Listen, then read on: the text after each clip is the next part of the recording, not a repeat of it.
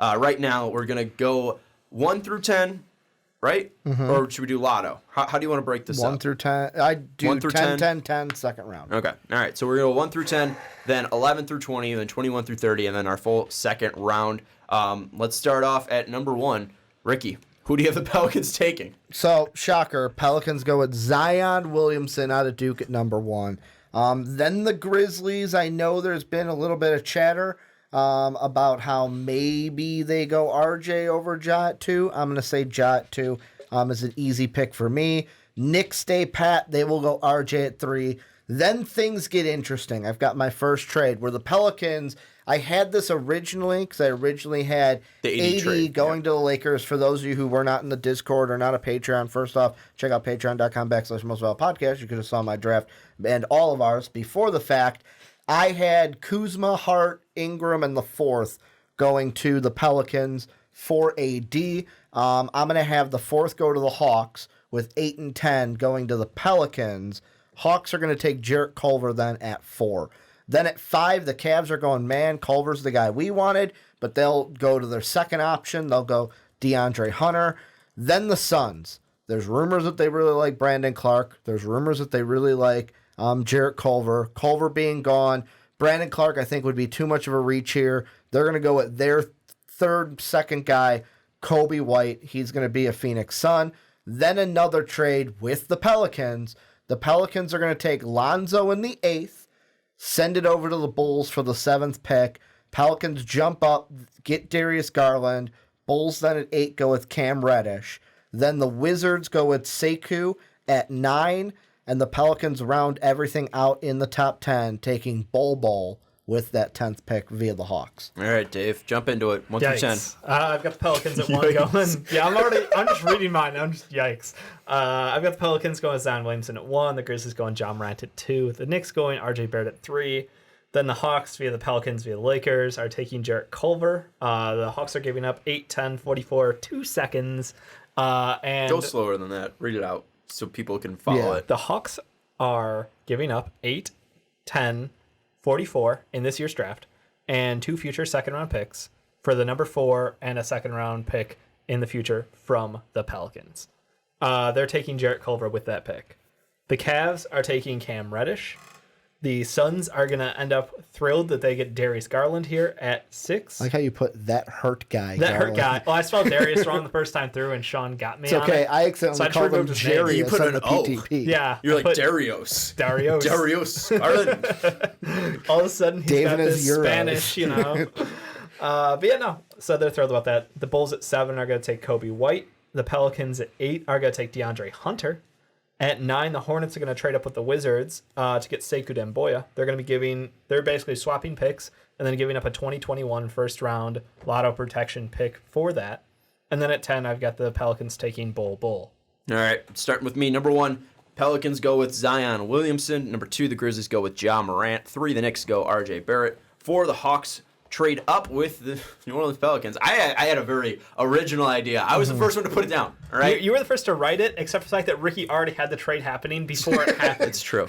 But I have the Hawks via NOLA via LA getting Jarrett Culver. The trade is Pelicans get the 8th, 10th, and 44th. The Hawks get the 4th and 39th pick.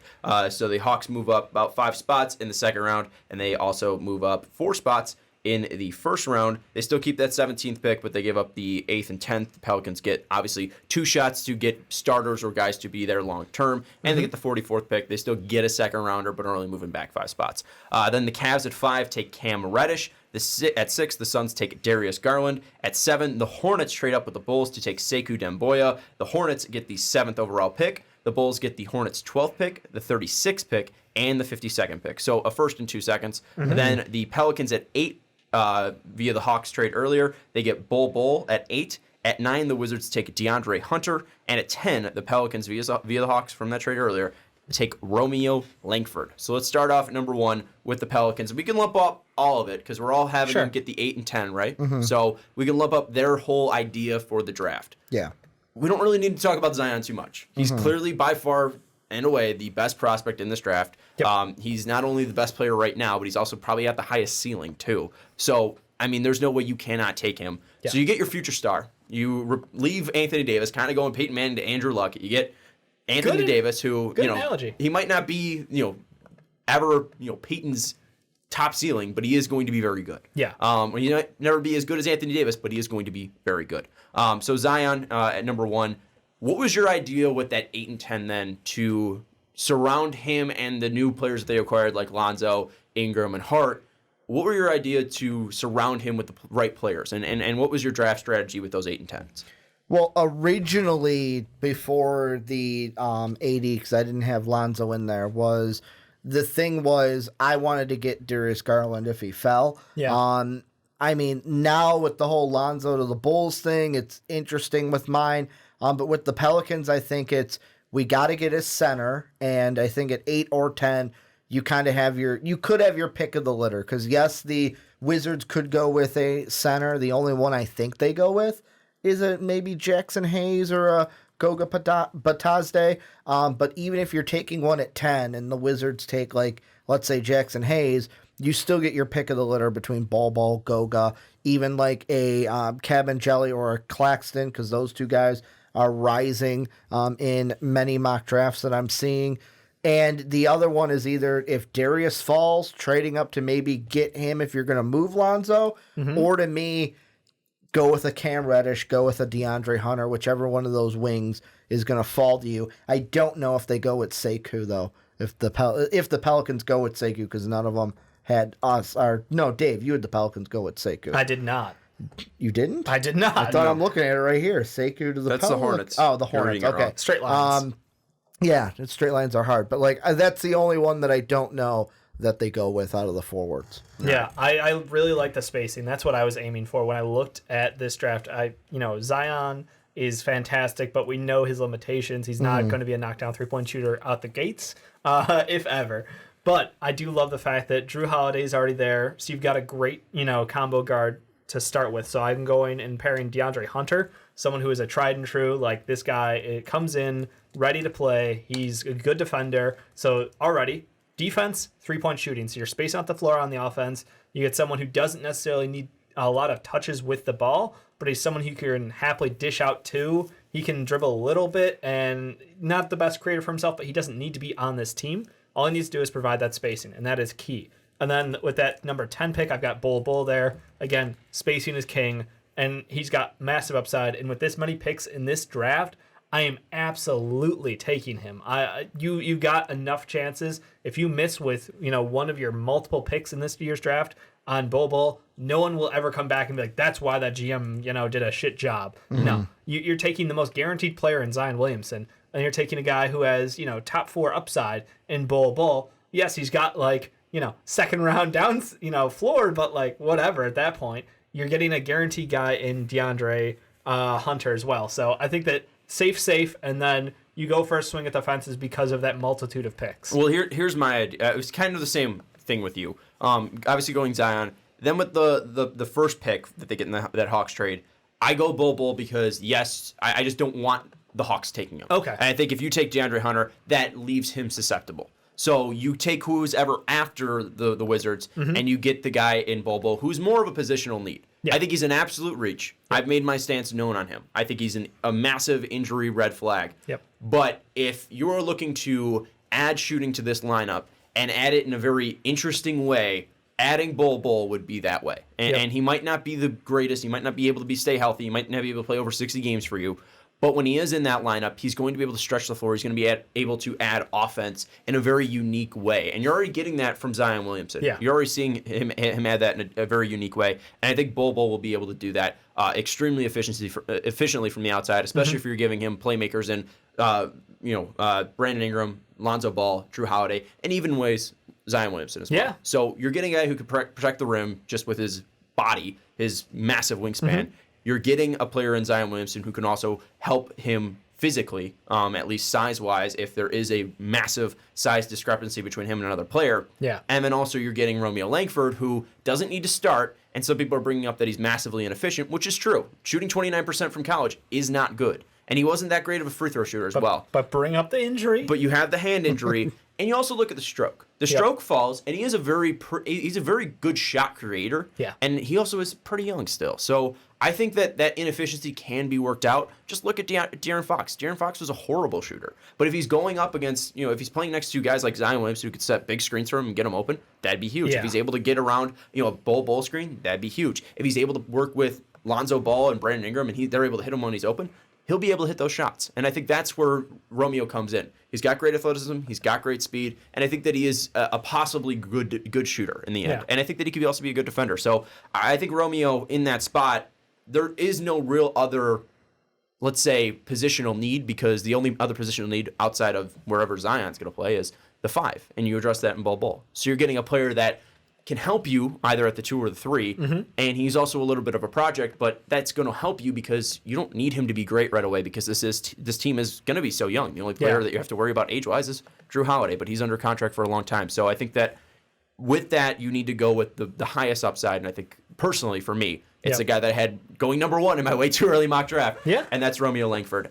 Ricky, let's go to your draft real quick, though, and I want to have you at least defend the Bulls trade, because a lot of people are bringing that up, and I think they're saying that's way too little of stuff that the Bulls are giving up to get Lonzo Ball. They're only moving back 1 and getting Lonzo Ball. Explain your thought process there. Well, the thought process is, it is 1 pick. Yep. And the one thing, this is a little bit out of the entire draft, this is my little bit of bias coming in. Great. Because I just You're allowed to have it. couldn't tell, Ricky. Well, no, I don't want the Bulls, and some people might think I'm crazy, Sean being one of them. I don't want the Bulls to draft Darius Garland. And it has nothing to do with Garland himself. It has to do with the position that he plays. Because I think we're going to go for Pat Bev and get Pat Bev in free agency. I have a move later on in my draft where the Bulls basically are swapping point guards, and we still got Chris Dunn, even if that doesn't happen, to where I feel like them going with Darius would be an oversight, where it would be like, we need point guard, go with point guard. And I know you're going to say, well, Ricky, you're usually not the BPA guy. You always go for need. But this is a case where instead of just pulling the trigger and having the cojones to say Cam Reddish at 7, I made this trade. Pelicans get 7 and can get Darius Garland. And someone's bringing up, it's pronounced Dejan, is bringing up Bobo Screen would be useless. He would probably be pushed over since he weighs nothing. But if he's going up against a guard, it's just going to be tough to get around him because he's so big. That's the thing. He's not physically going to be impending like a Draymond Green screen, but it's just going to be tough to get around. Yep. Also, shout out to Katie's Achilles. I miss Ricky's beard. Now he looks like Nico A. Tony Snell. That shit had me like, Sean, I know you were wondering why I was like dying over here, but that was it. That was fantastic. Well, and then they're also asking too, did you shave for the 1-year anniversary of XXX Tentacion's death? No, I did not. Shaved for a job interview. There you go. I'm glad. Apparently I'm the only one that is glad you shaved. Yeah. You look like a leprechaun. You are. Like, you and my mom are the only two. You look like a leprechaun. Everyone else is like, grow it out it. now. You need to trim it. No, because then it gets all spotty on the sides. It's either all grown out or nothing at all.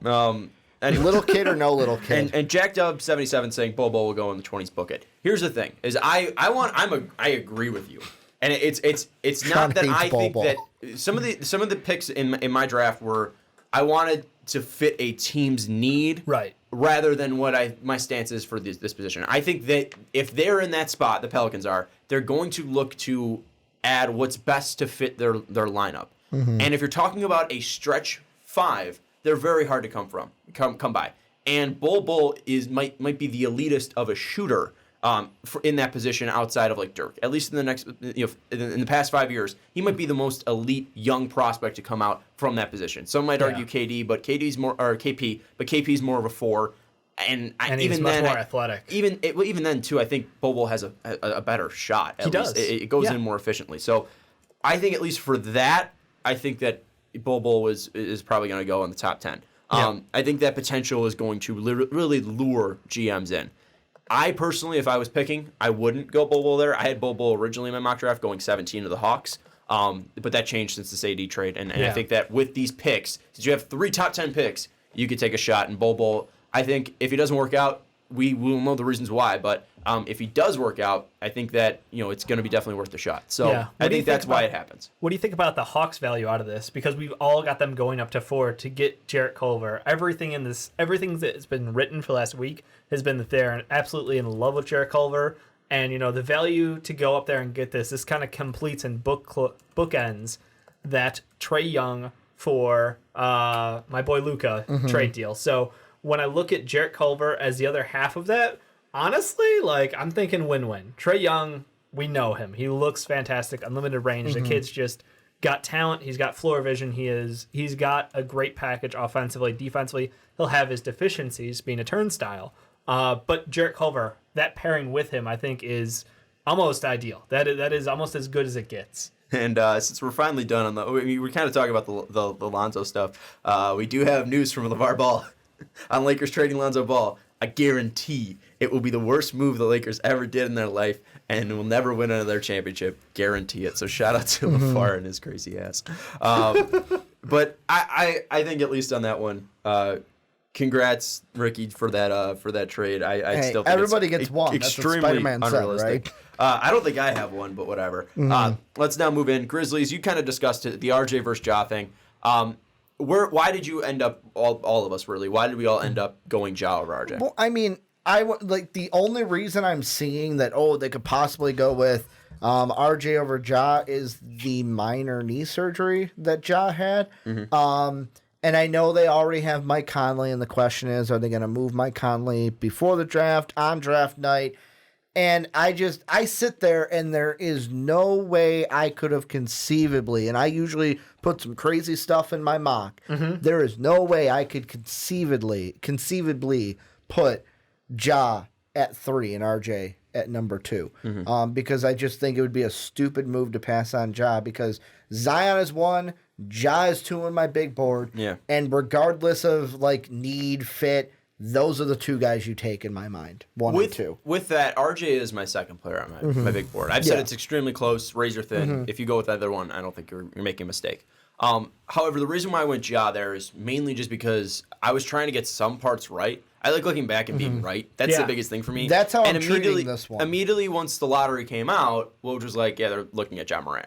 And I don't think that changed after the knee surgery. No. It wasn't major enough. It wasn't scope. No big deal. Exactly. I don't think it's going to change that much. However, if they do go RJ, I wouldn't hate the pick. I've seen RJ now talk in multiple different situations, and I love the kid's energy. I love the kid's ego. I love the kid's swagger. I think that he can be an absolute beast. And if they go RJ, I think that's might be put towards his interview. I think that if I was talking to that kid and I was listening to him talk, I'd kind of want him on my team. He's just wherever I go, I'm going to go play and play my ass off, and I'm going to go win. And I absolutely love that mindset. He doesn't care who's going to be on his team. He just wants to go and win, and I absolutely love that. I haven't heard that from Ja. Not saying that Ja is boring or anything like that, but I've seen it from RJ. Ja straight up sounds like Derrick Rose at times. I'm just giving you a heads up. Really? That's why I totally wanted him on the Bulls even more. Was he was on Get Up, and I was like, his voice sounds like D Rose. Get him in a Bulls jersey. He's got a little bit of that love in there. So and you were going Ja Morant over RJ just because you love Ja. Yeah, I mean, look, he's just so damn good. He does everything. It helps the fact that I put him in my way too early to start the year off in there, and I was so happy about that. Thank you to Stephen. You guys are awesome at being semi-pro scouts basically at this point. You're not officially, but I want to give them credit because they're the ones who kind of raised an eyebrow to him, and got him on your radar. Got him on the radar and got him up there early. But he delivered all year, and the biggest thing for him was delivering in the tournament. Had he come out and the whole thing was level of competition, who are you going to play, how good are you going to look against, better competition, and he showed up. And he made shots, he made amazing passes. It was a highlight reel in the tourney, and that's what convinced me. I was like, no, there's no way that you can justify taking RJ Barrett with his horrible shot selection, with his lackadaisical defense, over someone who is an offensive monster like Ja Morant, who has potential to also grow defensively. He does it all in my mind, and that's a guy who you've got Jaren Jackson Jr., who was the youngest player last year. Yeah. I want to pair him with someone who can make sure he gets the ball in his hands, and that tandem together is a future. Because you're gonna move on from Mike Conley. Yeah, here's the thing is I want to skip around. We know RJ is going to go where he goes, right? We think he's the Knicks gonna go aren't there. going to be able to move him now.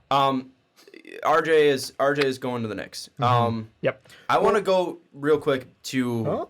Well, Ricky got a controversial take. I was just gonna say, can What? I pose one question? Sure, but there's bigger news that I want to Just talk about. I think RJ goes 3, but is there a possibility that they trade with the Hawks to go 8 and 10? 8 and 10 go to the Knicks. No, that they can we've take 2 players over RJ. We've talked about this. No, I don't think that would be an absolutely idiotic move. If the Knicks do that, that'd be incredibly stupid for them to do that. The Knicks need a star. RJ Barrett's more of a star than whoever they can get at 8 and 10. I think it'd be an absolutely stupid move for them to do so.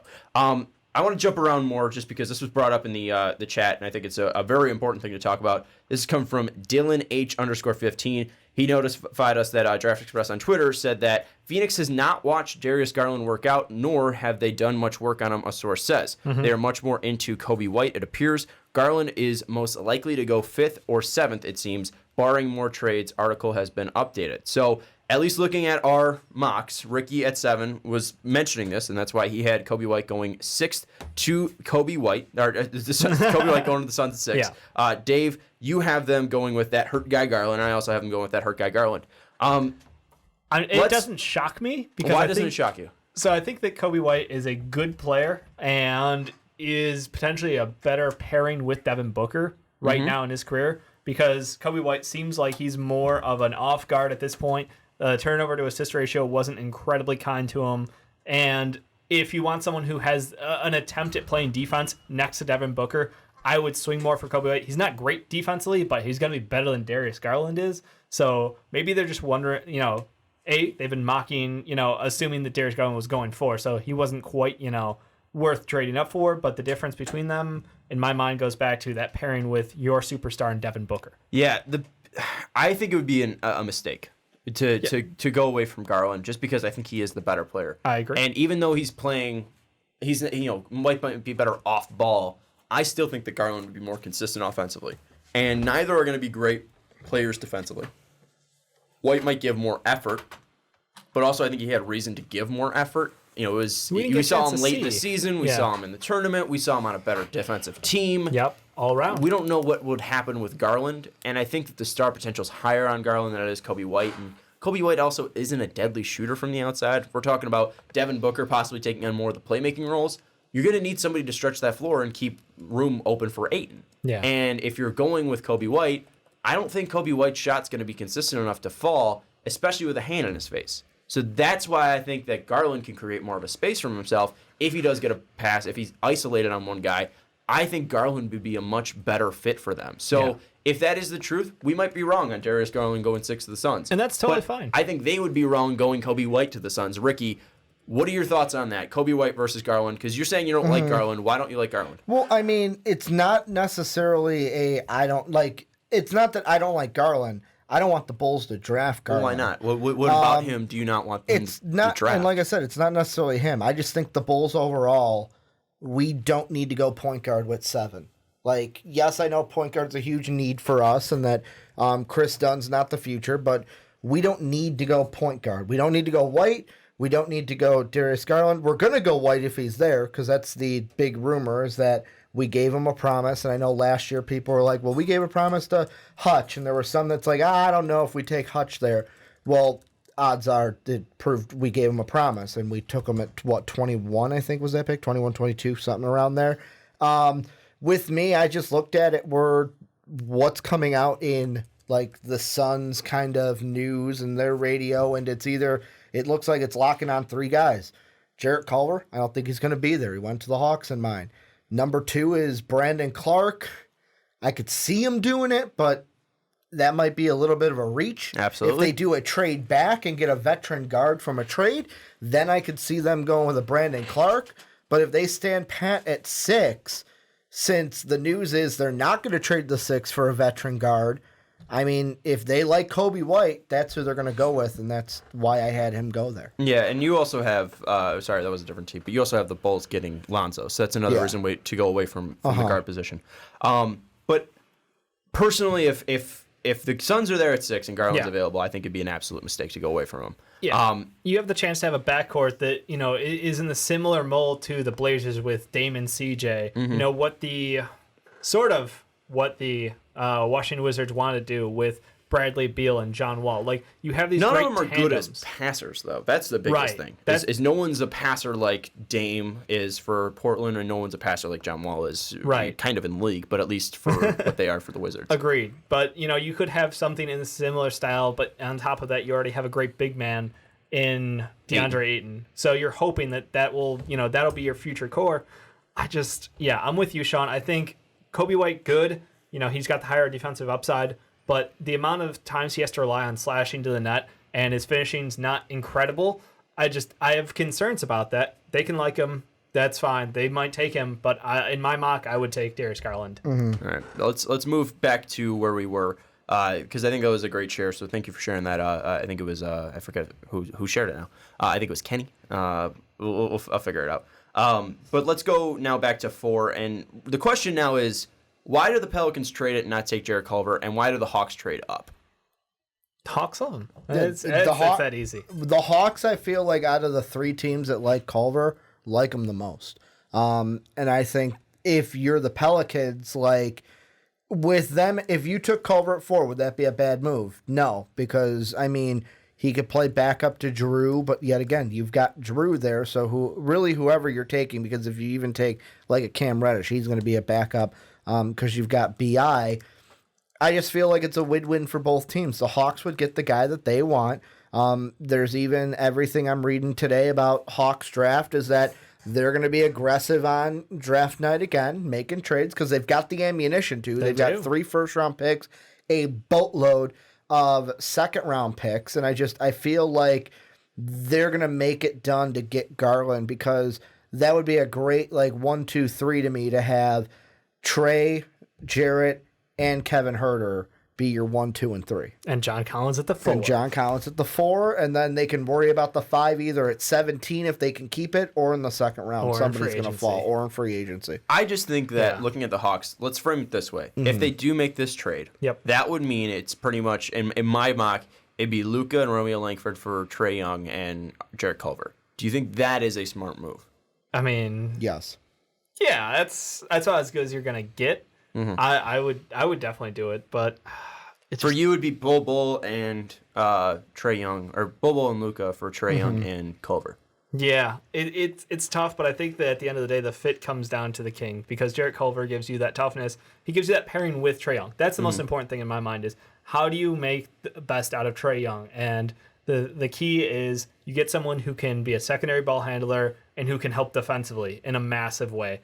And that is exactly what Jarrett Culver gives you. He is almost like they wrote it up, last year. They're like, yeah, looking at the board, we're gonna need someone to pair. Yep, that guy's gonna be it next year.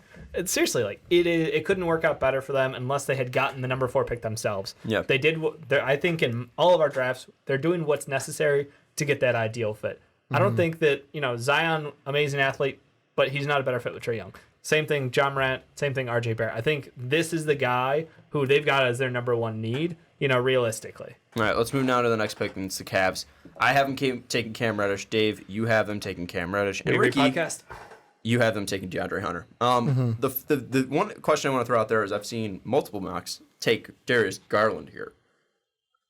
Who are the players in consideration for the Cavs, and which ones fit best for them? So I don't think I've seen mocks too have Garland there.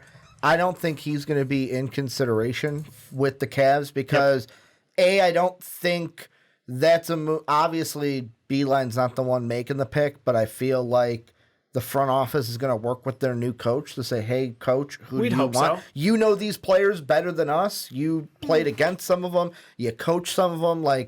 One of the guys, I know this is off the topic, but I wouldn't be surprised if in the offseason or after if he goes undrafted, if they throw a contract at Charles Matthews, because Beeline, being his coach, knows what to expect. Right. The 3 guys I look at is they either get Culver at 5 if a trade doesn't happen. The next guy on their list is DeAndre Hunter, and the 3rd guy is Cam Reddish, where from what I'm seeing, it's Culver is the number 1. And then Hunter and Reddish are kind of like how Sean feels about Ja and RJ, where it looks like Hunter is that second option, but they could go Reddish, and I think that's what they target is, hey, we really like this one player in Culver. If not, we're going to try to find that 3 guard or 3 position forward that fits our team best, whether that's Hunter or Reddish. Yeah, I think that with this, I think Garland would be a mistake for the Cavs just because you have Sexton. And I think, again, I've talked about this at a nauseum, I feel like, now in the past month. And you can blame Dave for bringing it into my mind. You're welcome. Cam Reddish going to the Cavs, I think, would be a massively great fit. This team plays a ton of ISO, and even if they don't, I think John Beeline's going to realize the talent that he will get in Cam Reddish. And offensively, he's developed so many wing players, so many guards, and I think that he'll be able to do that with Cam Reddish. And I think the fit won't be perfect next to Colin Sexton, but pretty much their offense will just be, all right, it's Cam's turn to roll with the ball. It's Colin Sexton's turn to roll with the ball, like back and forth trading possessions, because this team doesn't need to be good in any way. This team can be bad, and I think that's what you need to let Cam Reddish be. If he's bad, let him be bad. If he needs to take time, let him take that time, because I think potential-wise, he is near the top of this draft class, and it's going to be tough to pass him up. I know his production's absolutely horrible. I'm concerned about it, but you look at the body, you look at the framework, you look at his athleticism, you look at his shot. The potential is there, and this is purely a potential pick. And I think for Cleveland, that's what you need. And on top of that, you get the added bonus of, hey, if you're bad again next year, you've got a top 10 protected pick, so you get to keep your pick next year, which looks like a great draft class too. So I'm all for giving Cam Reddish, the rope to go out there and run with it. Just give him a chance to be that second option, give him ball handling responsibilities, and see what you get. Because like you said, the expectations aren't there. You've got one guy under contract right now who, is the big piece of that team in Kevin Love. And even he, that was like a reward contract for, hey, we appreciate your time here. You've done a fantastic job. You're a great player. And it's not that you don't deserve it, but I don't see a lot of other teams who would have given him the similar offer. So if they move on from him because someone gets desperate and they really think Kevin Love's the guy, even better for them. I think this team just we're in restocking mode. Colin Sexton looks great to end the year. I would not take away those guard responsibilities from him by adding Darius Garland, because Garland, again, hasn't shown the ability to be a great floor general either. You need someone who can facilitate. Cam Reddish, at least, you go for a high upside wing, and you know what? You've got enough chances. Yeah. And the thing, too, is, you look at Sexton and Garland, they both seem so similar play style-wise offensively. They're both trying to make their shots, and that's it. Colin Sexton had, about 5 assists a game, maybe? I think less. Well, I think in the stretch that you're talking about... If you want to cut the season in half, then yeah. I think if you were talking about the stretch that he had maybe under 5. I think he's still around 3, to be honest with you. I don't think he upkicked his passing. I think he just became a gaudy, great shooter at the end of the year, scoring like 18 a night. I think that would just be Garland, and you're not going to get ball movement on that team. And I think that's going to end up needing to be happening. And at least, in the first year, I think you're going to have Cam Reddish and Colin Sexton play off of each other and trade transitions, bring the ball up. But I think in the end, the goal will be ball movement and getting it to Colin Sexton and getting it to Cam Reddish. But I think that both of those players can grow into it. And I think if you have two guards, they're going to try to compete to see who's better, and it's going to kind of take away from actual team basketball, which I think Beeline will try to create. We talked about the Suns already. You threw out Clark, you threw out Culver, you threw out Garland, you threw out Kobe White. It's looking like it's going to be Kobe White. Dave and I are wrong. We had Darius Garland. Ricky had Kobe White. Looks like we're going to be wrong on that end, but let's move to the next one, 7. Obviously the big pick in the Chicago Bulls. What's the play here, Ricky? Lay it out again. To me, the thing that I'm wondering in my head is, do we make a trade either with the 7th, or do we move I'm seeing now articles like people playing 2K. Yeah. But Bulls moving either Zach or Otto on draft night. I don't know, Dave. I'll ask you. Sure. Do we make a move? Do we move a Zach? Do we move an Otto on draft night? Either packaged with the 7 or not. I would not. I feel pretty good about our 4-man core moving forward. I think we just, add a piece like Patrick Beverley in free agency, who is heavily rumored to be coming to Chicago. Which I love. And take another stab in this draft, because that group next year, if they can stay healthy, that's a playoff team in the East. So I would not feel uber confident about moving on from any one of them. I know it's already been said that, basically if you want anyone but Lowry, be my guest. But I wouldn't do it. From what I've heard, it's Markkanen and Carter are the only two. So, no, I would keep these 4 guys together. 100%. I would take a stab in the draft, and I would go for either the best guard available. In my case, I'm taking Kobe White.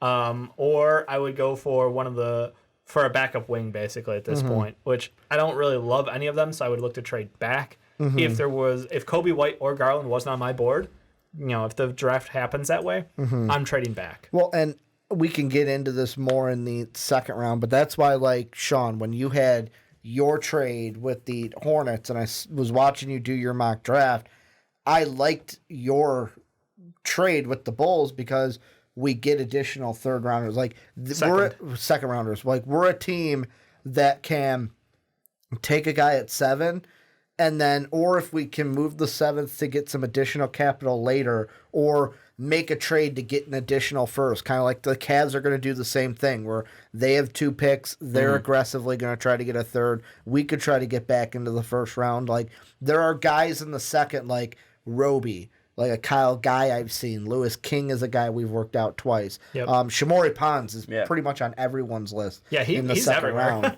round. To where we can take a guy at 7 and then add some guys in the second round if we can make a deal, or with the 1 pick we do have in the second. That's the thing, is you're getting 2 picks here in the second for me in this trade for the Bulls, which I like. Yeah, and then you'll a little bit later you're going to also make a move as well. Yeah. So I mean, with the Bulls here, I don't think you've needed a guard. That's been my speaking. If you get Garland, I think if Garland falls to you, you take Garland. And in my mock he didn't, but if Garland falls to you, I think you take Garland at 7.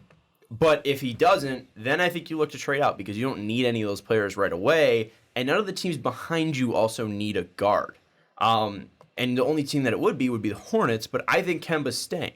And I think that their idea in this is if Kemba's not going to sign the Supermax, that's huge because that's going to free up a ton of cap space for the future. And once Batum's contract's up, once Bismack Biyombo's contract's up next year. Yep. I think there's another big contract as well that's going to be coming up soon for them. Could be a Zeller, I don't know. No, Zeller's got a year after. Marvin Williams? It's Marvin Williams. Yep.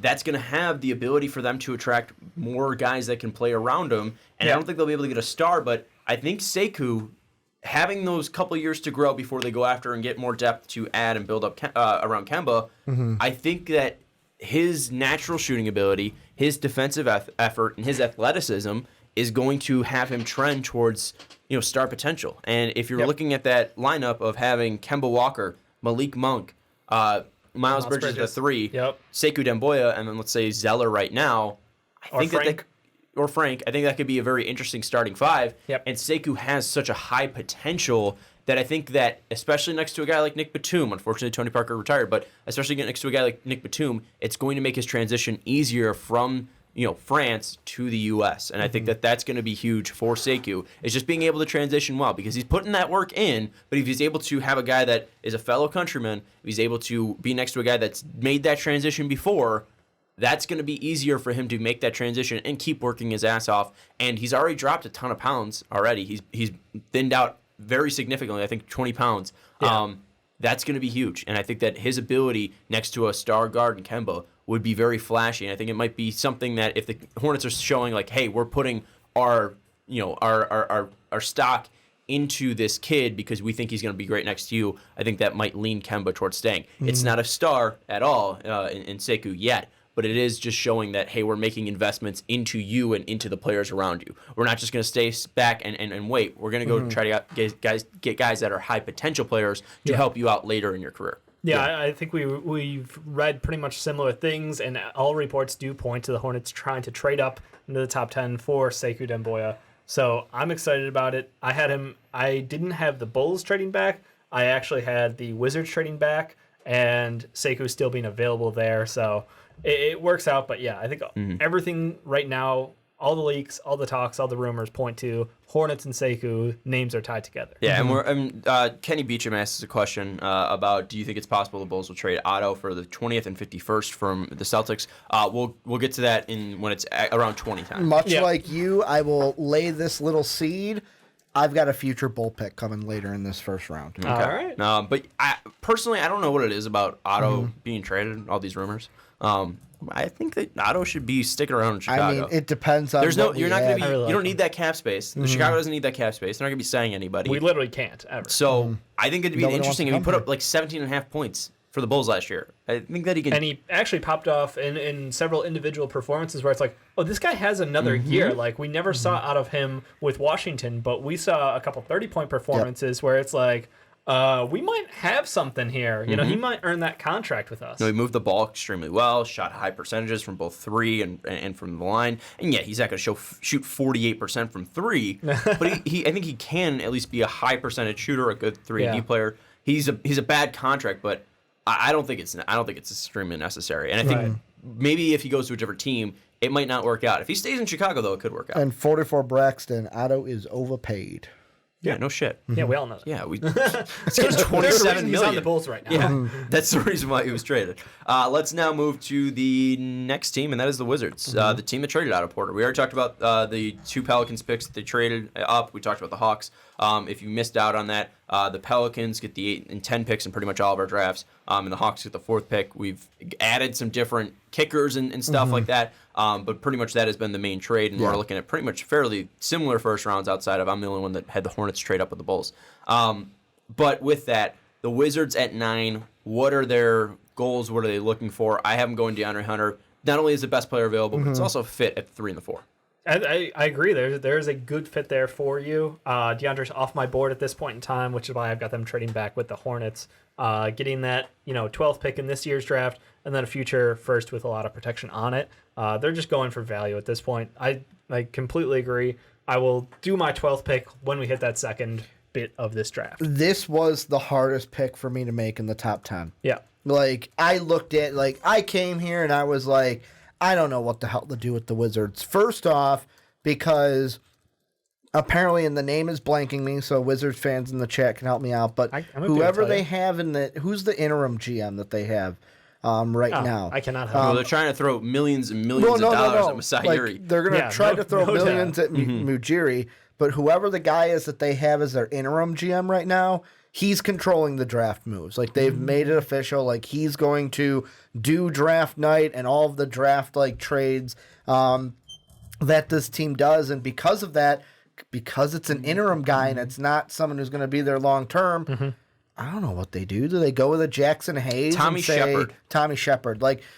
Do they go Jackson Hayes and say, hey, we need some defense at the 5? Do they go with Sekou, which for me would just be yes, it's a fit, but also it's kind of a little bit of BPA for me at that point.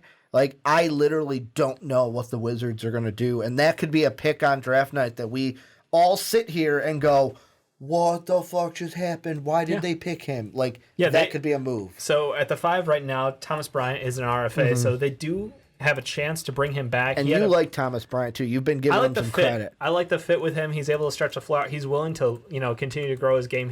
And that's the thing is he came into the league a couple of years ago and he's gotten better progressively over time. He's putting in the work. Better. He's evolving his game, which I like. So I think that he's going to get rewarded for that and going to stick around in Washington. They could take Bull here. They do have the opportunity to, which is something that I've had in previous mocks.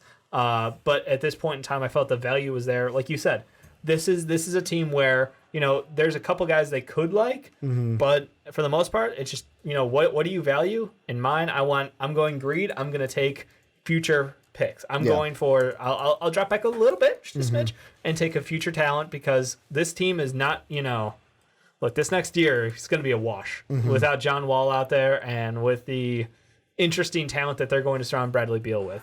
So I'm going back and I'm like, hey, let's just stock up for the future. This is not something that we need to, go all in on. If somebody really loves Sekou, let them have Sekou because for them, who knows? Yeah, I just want to say I love everybody in our chat, but also they keep saying Woj bomb and nothing's happening. It's throwing me off. It's because he's tweeting, but he's not kind tweeting of anything. What did I see? It was one of the Bulls fans that I follow where they're like, man, you guys want this trade to happen so bad that you're just ragging on Shams and Woj for reporting news. Yeah, no. The only things I've seen are the future pick swap potential for the Pelicans and Lakers deal. So it sounds like there might be some pick swap protections or some pick swaps in addition to this trade. But nothing officially has come up. Nothing official. So, that's going to do it for 1 through 10, unless you guys have any other things you want to throw out there. No. Do we miss anything you feel?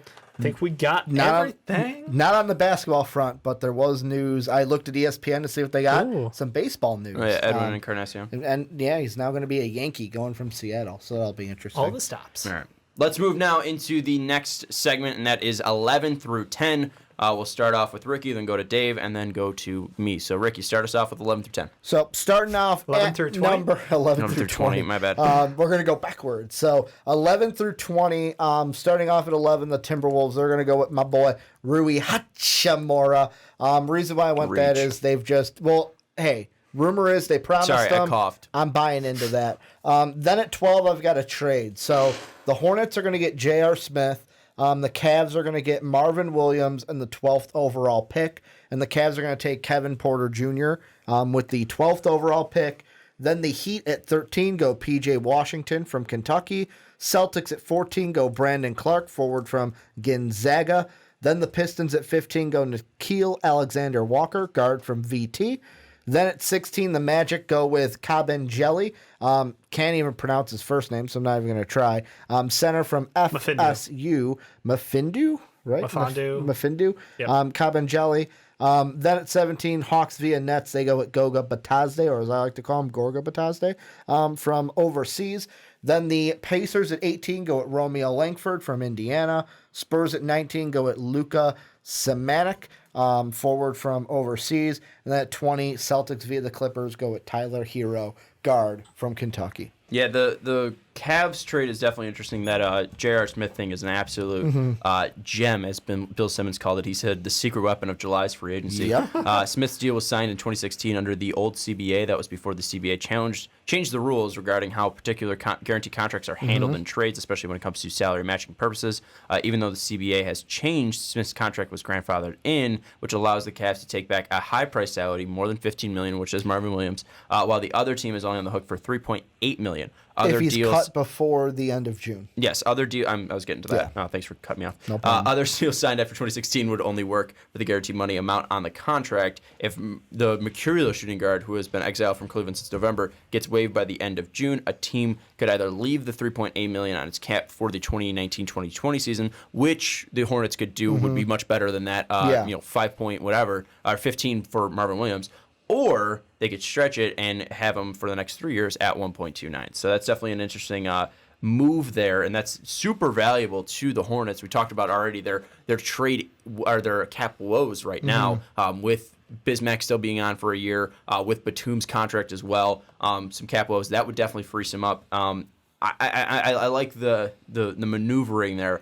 I think, though, the Cavs could probably get a little bit more than that. I was wondering how much are the Hornets going to want to give up, because, I mean, with mine, they're moving out of the first round entirely unless they try to make a move to get back into it. All right, Dave, give us your 11 through 20. Yikes again, boys. Strap it in. Timberwolves are taking Nickeil Alexander-Walker at number 11. At number 12, the second half of this Wizards trade with the Hornets. The Wizards could be taking Brandon Clark.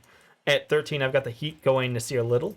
At 14, I've got the Celtics making a trade where they're giving up the 14, the 20, the Memphis protected 2020 pick, and Gordon Hayward for Blake Griffin. Blockbuster trade, pulling out the stops. The Pistons will be then taking Rui Hachimura. At 15, I've got the Pistons back-to-back in it, because, that's how we do, taking Kevin Porter Jr. At 16, the Magic are going to be disappointed, but going to end up with Romeo Langford. At 17, I've got the Hawks going Jackson Hayes. At 18, I've got the Pacers going P.J. Washington. At 19, I've got the Spurs going Goga Batazde. And at 20, I've got that third Pistons pick of the group, taking KZ Okpala. All right. Sorry, I'm responding to questions, but I guess we could do it on the podcast right now. It was from Andre. He said, why do the Hawks trade with the Pelicans rather than the Cavs if they can give up less? Say maybe 8 and 17 and a second to get Culver. The thing is that I think the Cavs want Culver. Yeah, so why would they do that trade if they want to get Culver? Culver is a big piece for the Cavs. If Culver's available, he's going to go to the Cavs. Yeah. So I think you have to jump the Cavs to get Culver, and that's the biggest thing in my mind of why they don't do that trade, because I don't think 8 and 17 and a second's enough for them, because Culver is so intriguing to the Cavs. But that way with the Pelicans, they're trying to fill out that roster, and they can do so, and the Hawks get to jump the Cavs. So that's why we have that all happening and why we think that's going to happen. Kenny also said, you think Capella could go to Boston for Hayward and the 22nd? I doubt it, because I don't think Horford helps them that much, and the 22nd, I don't know if that's super intriguing to Houston. I originally had a Capella trade with the Hornets before I changed it for the JR one. Yeah, I heard the rumors out there. I'm not buying in yet. Not especially after this AD trade just changed the landscape of the league. And then we'll get to the some later. The Psych Cheese one. He has stuff about Bulls getting Grant Williams in a late first. We'll talk about that later. And then Crazy Josh has to leave. But we will post it on YouTube, and thanks for joining us, Crazy Josh. Let's now move into my mock draft, 11 through 10. Pistons 20. via 11 through 20. Pistons via the Timberwolves get P.J. Washington. The Pistons get the 11th pick. The T-Wolves get the 15th pick. And then the T-Wolves next year have the ability to swap first-rounders if the Pistons are above the T-Wolves. So if it happened again this year, it'd be another switch. So if they're 11-15 and the T-Wolves are below the Pistons, they would swap picks again. If that does not happen, though, and the T-Wolves are worse than the Pistons, they would get a 2021 lotto-protected first. And if that doesn't transfer, then it becomes a 2020 unprotected first for the T-Wolves. So that's the deal that works out. And the Pistons move up and take P.J. Washington. At 12, the Bulls in that trade with the Hornets, they take Kobe White again. The Hornets got the 7th pick, and the Bulls get 12, 36, and 52nd. 13, the Heat get Nasir Little. 14, the Celtics get Goga Batazde from KK Mega B-Max. Shout out to my boy Goga. 15, the T-Wolves, obviously with that trade earlier. They get Jackson Hayes. Crazy Josh, who just departed us, left us as in the stream. He said the Wolves want PJ Hero, Nicky Alexander-Walker, or Sekou. I think that Jackson Hayes would be a really nice fit there at that 5 next to Cat. We'll get into that more later. Magic take Nicky Alexander-Walker. At 17, the Hawks, via that Nets trade earlier that you guys talked about, they take Brandon Clark. At 18, the Pacers take Tyler Hero. 19, the Spurs take Rui Hachimura. And at 20, the Celtics take Keldon Johnson. Where do you guys want to start here? Do you guys want to start with at the top and move down? I'm fine with that. Want to that. start with the trades? What's going on? I like the top. Let's go top down. All right. So at 11, you guys have the T-Wolves, correct? I've got the T-Wolves. You guys have the T-Wolves. Yep. I have the Pistons. Let's start off with you guys with the T-Wolves first. What's your strategy with the T-Wolves? With me, if it wasn't for the Combine news, and I know the Combine's old at this point, with the news that they had promised Rui, this is another team where I was like, what do I do? Because I originally had them doing a trade. I think it was with the Celtics at the time. So originally, before I changed things, Darius Garland fell to 11 for me. That would be a shocker. And then that's where the Celtics made a move and said, fuck it, we got to move up to get Darius Garland at 11. Things changed, and it didn't end out like that for me. But I feel like, from what I'm seeing, if they promised Rui, they're just going to take him at 11. Other than that, for me, it was hard because I've mocked Brandon Clark there how many times this year? Yep. And to not mock Brandon Clark there kind of hurt me in a way, where I feel like they could go in a few different ways, but which piece is going to fit well next to Wiggins and Cat, because they're not going to move either Wiggins or Cat. The only promises that I'm buying are the high ones. And if that is a promise that the T-Wolves made that they're going after Rui Hachimura, I think it'd be an absolute mistake for them, especially at 11. And you've talked about that. You don't think it'd be a great value pick for them. I mean, I like Rui. I just think that looking at this draft board and the way it could fill out, I think there's so many ways that they can add value and add potential, and I think that's what they need. They need to be planning until they're out of that Wiggins contract. It's already that bad. So I think that they need to extend that, and they need to be able to show something to Cat that's not going to make him do exactly what AD just did and be like, fuck it, I'm up and I'm leaving. Because that could be a possibility that he does see. I mean, this is a kid that is one of the most efficient offensive bigs that we've had in the league. I mean, you might not say that he is an elite player because of his lack of defense, or that he might not be might be doing it on a bad team, but he is offensively gifted, without a doubt. And it might be coming to a point soon, if they don't change things, that he might want to leave. And I think that that's where taking Rui Hachimura would be very short-sighted, because I don't think he has a very high ceiling like some players do. I think Nasir Little has a very high ceiling. I don't see that in Rui Hachimura. I see a very high ceiling in Jackson Hayes. I don't see that in Rui Hachimura. I think that's the players that you need to be, even Kevin Porter Jr., I think those are the players that you need to be targeting, rather than a Rui Hachimura who is older. The thing about Rui, though, is wherever he's gone, he's gotten better. And I feel like he's going to get better at the next level. Is he going to be that superstar? Probably not, but I feel like he could be a very good pro for whichever team he's on. You keep saying older. He's got, young basketball IQ. And I think that's the big thing, is he's growing into the game. He's still learning a lot about the game. The fact that he wasn't exposed to the game, at a high level from an early age is the biggest upside. On top of the fact he's got great size, he's got good athleticism. That's I think he's got a lot of upside. I wouldn't put him in a separate category than a Jackson Hayes or Nasir Little in my mind. I think they're very much similar in their upside, but I had them going to Cale Alexander-Walker because I wanted them to get a guard that can take over from Jeff Teague. I don't know that Derrick Rose is going to re-sign with them. I don't know long term what their answer is. I like Okogie, but I think that Nickeil Alexander-Walker, with the ability to dribble, with the ability to ball handle and facilitate, as well as be a good shooter, he's a plus shooter all around. So helps spacing, helps ball handling, and I think he's a great fit for them future moving forward. Yeah, and one thing too that I think benefits Rui Hachimura is I was trying to see what he did against better competition, and he did stay fairly consistent. Against the ACC, he scored around like 18.5 points. That included a Duke game, obviously. SEC had 2 games. He averaged 19.5 points in those 2 games, and then against the WCC, his own conference, he averaged about 19.1. So he still stayed consistent. So again, he's somewhat there, but I look back at the tournament, and I don't think his basketball sense is exactly there, and that's something that needs to grow. I don't think he is a very good. He's got skills, I will say, but I don't know if he's going to be able to contribute at a high-functioning, quick-processing NBA player. Okay. And that's what I mean as he's a little bit older, where he might have less time to really show that potential. Where Jackson Hayes, if he reaches the end of this rookie year contract, they might want to look to extend it because they saw so much in the final 2 years, where Rui might still lack that quick processing ability. But, hey, that could always change. Let's move now to the Hornets, because I think that's who's at 12 technically. Yep. You have them moving up. I have them moving up. Ricky, you don't have them moving up, correct? I have them moving out of the first round because the Cavs Completely? move in. The Hornets? Yeah. Yeah, because they gave up that 12th pick to give it to the Cavs. So at least let's talk about the Hornets and what their game plan should be then. I think it's just going out and getting a star that can show a lot of potential. I don't think that was available for them at 12. I think if they did, it would have been a reach. Kevin Porter Jr., I think, would have been a reach for them. I think Brandon Clark would have been somewhat of a reach. I don't think he really is that great of an option for them. Other guys, Nasir Little, I don't think he's that great of an option. So I thought they should go up and get Sekou Mboya. I love that fit for them. For you, your thought process was pretty much the same thing? I read into pretty much the same articles. Everything sounds like they're in love with him. I like Sekou Mboya a lot. I think he was a top 10 talent in this draft class based on his potential, based on the establishment of the guys who can do what he can do overseas. He's in the right line. It's the same with Goga. Like, we know we at least have a baseline of what we're expecting out of you, and his body, his athleticism, his shot form, everything lines up with what you would want on that team long term. So I like his fit to the Hornets a lot.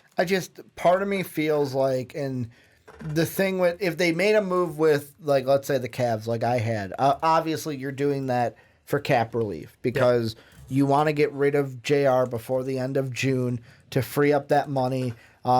It works out for the Cavs because they want to add that extra first round pick, and whether are they going to do that later? Is it going to be a lotto pick? Will be remain to seen. Like, there's even rumors that could they try to move Kevin Love for a pick. But for me, I think that the two things that I'm seeing either with their workouts and mock drafts is a 3 and a center. Yep. There's bound to be one available for me with their pick in the second round. Like a KZ Okpala, where Dave, I know you're high on him. You have him in the first round. Yep. I honestly don't have him in the first round. Don't think he's going to make it in the first round. He could be available there. There's centers where if they want to go after a Bruno that they worked out, if they want to go after a Jonte, who, Jonte more 4-5, but I know he's also injured. A Gafford as well. Yep. There's going to be guys available there in that second round that are like, hey, this is a first round talent in some that we're getting in the second round. Yeah. So with mine, though, because I've got the Wizards trading back into that 12th pick, I've got them taking Brandon Clark, a guy who, like we said, we'd mocked him to the Timberwolves for half the year, it feels like. Yeah. But at this point, I switched out, gave them some guard help, and the Wizards are like, this is awesome. We get somebody who, the size on paper may not look good, but you watch him play, and he has incredible defensive instincts.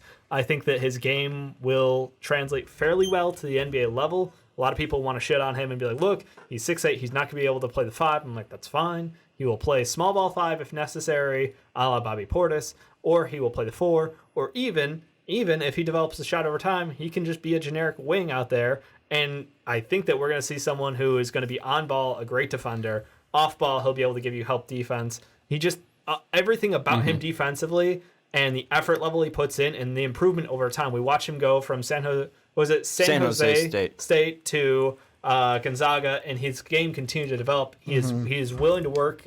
He's willing to put in time, and I think his shot will continue to develop over time. I don't think he's ever going to be a 37% shooter from 3, but I think if he can get somewhere around 30%, somewhere on a couple attempts a game to keep people honest, that's going to open up his game a lot. Very similar to how Giannis has grown his game out, and at least just taking that pump fake from the outside gives him that extra step, because I know he's got the steps driving to the basket as a slasher. We have some news coming in. At least this is from Kevin O'Connor, so I don't know if this is the official deal, but this is something that he heard from a leak source. Said that the picks going to New Orleans are the 4th selection in the 2019 draft, a protected 2021 first, and an unprotected first in 2024, and Pelicans will also have the right to swap first in 2023.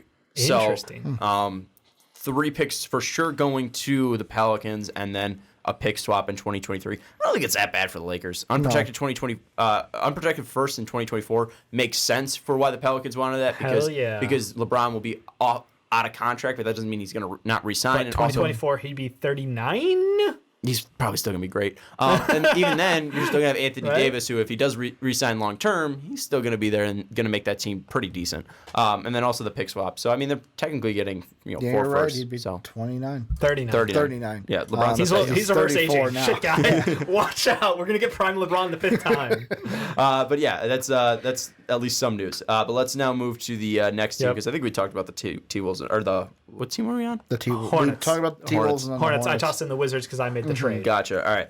Let's move to the Heat. We all have the Heat staying at 13, correct? Staying pat. Yeah. All right. So what was your process here with the Heat? I saw Nasir Little. They like guys with long wingspans. They like guys with high motors. They like guys with a lot of potential. And I think that Nasir Little just screamed that, to be honest with us. Yeah.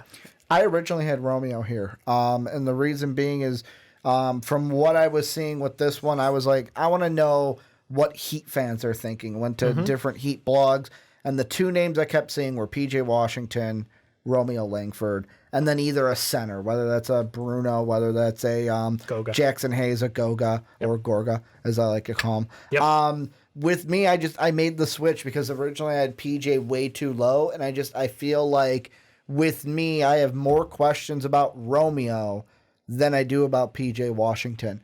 And that's why I made the pick with the Heat. Yeah. But also, do they make a trade? Do the Heat move out and try to either move a Goran, try to move somebody on that team, or do they say, hey, Hassan Whiteside, we got a plan for post Hassan Whiteside? Do they go with a center in this draft? If a Jackson Hayes falls, do they go with one of them? Stuck with. Yeah. I think, the thing is he's done off that contract next year. And I think we've talked about the possibility of them going after a center. I've had them mocked to Bol. Yeah.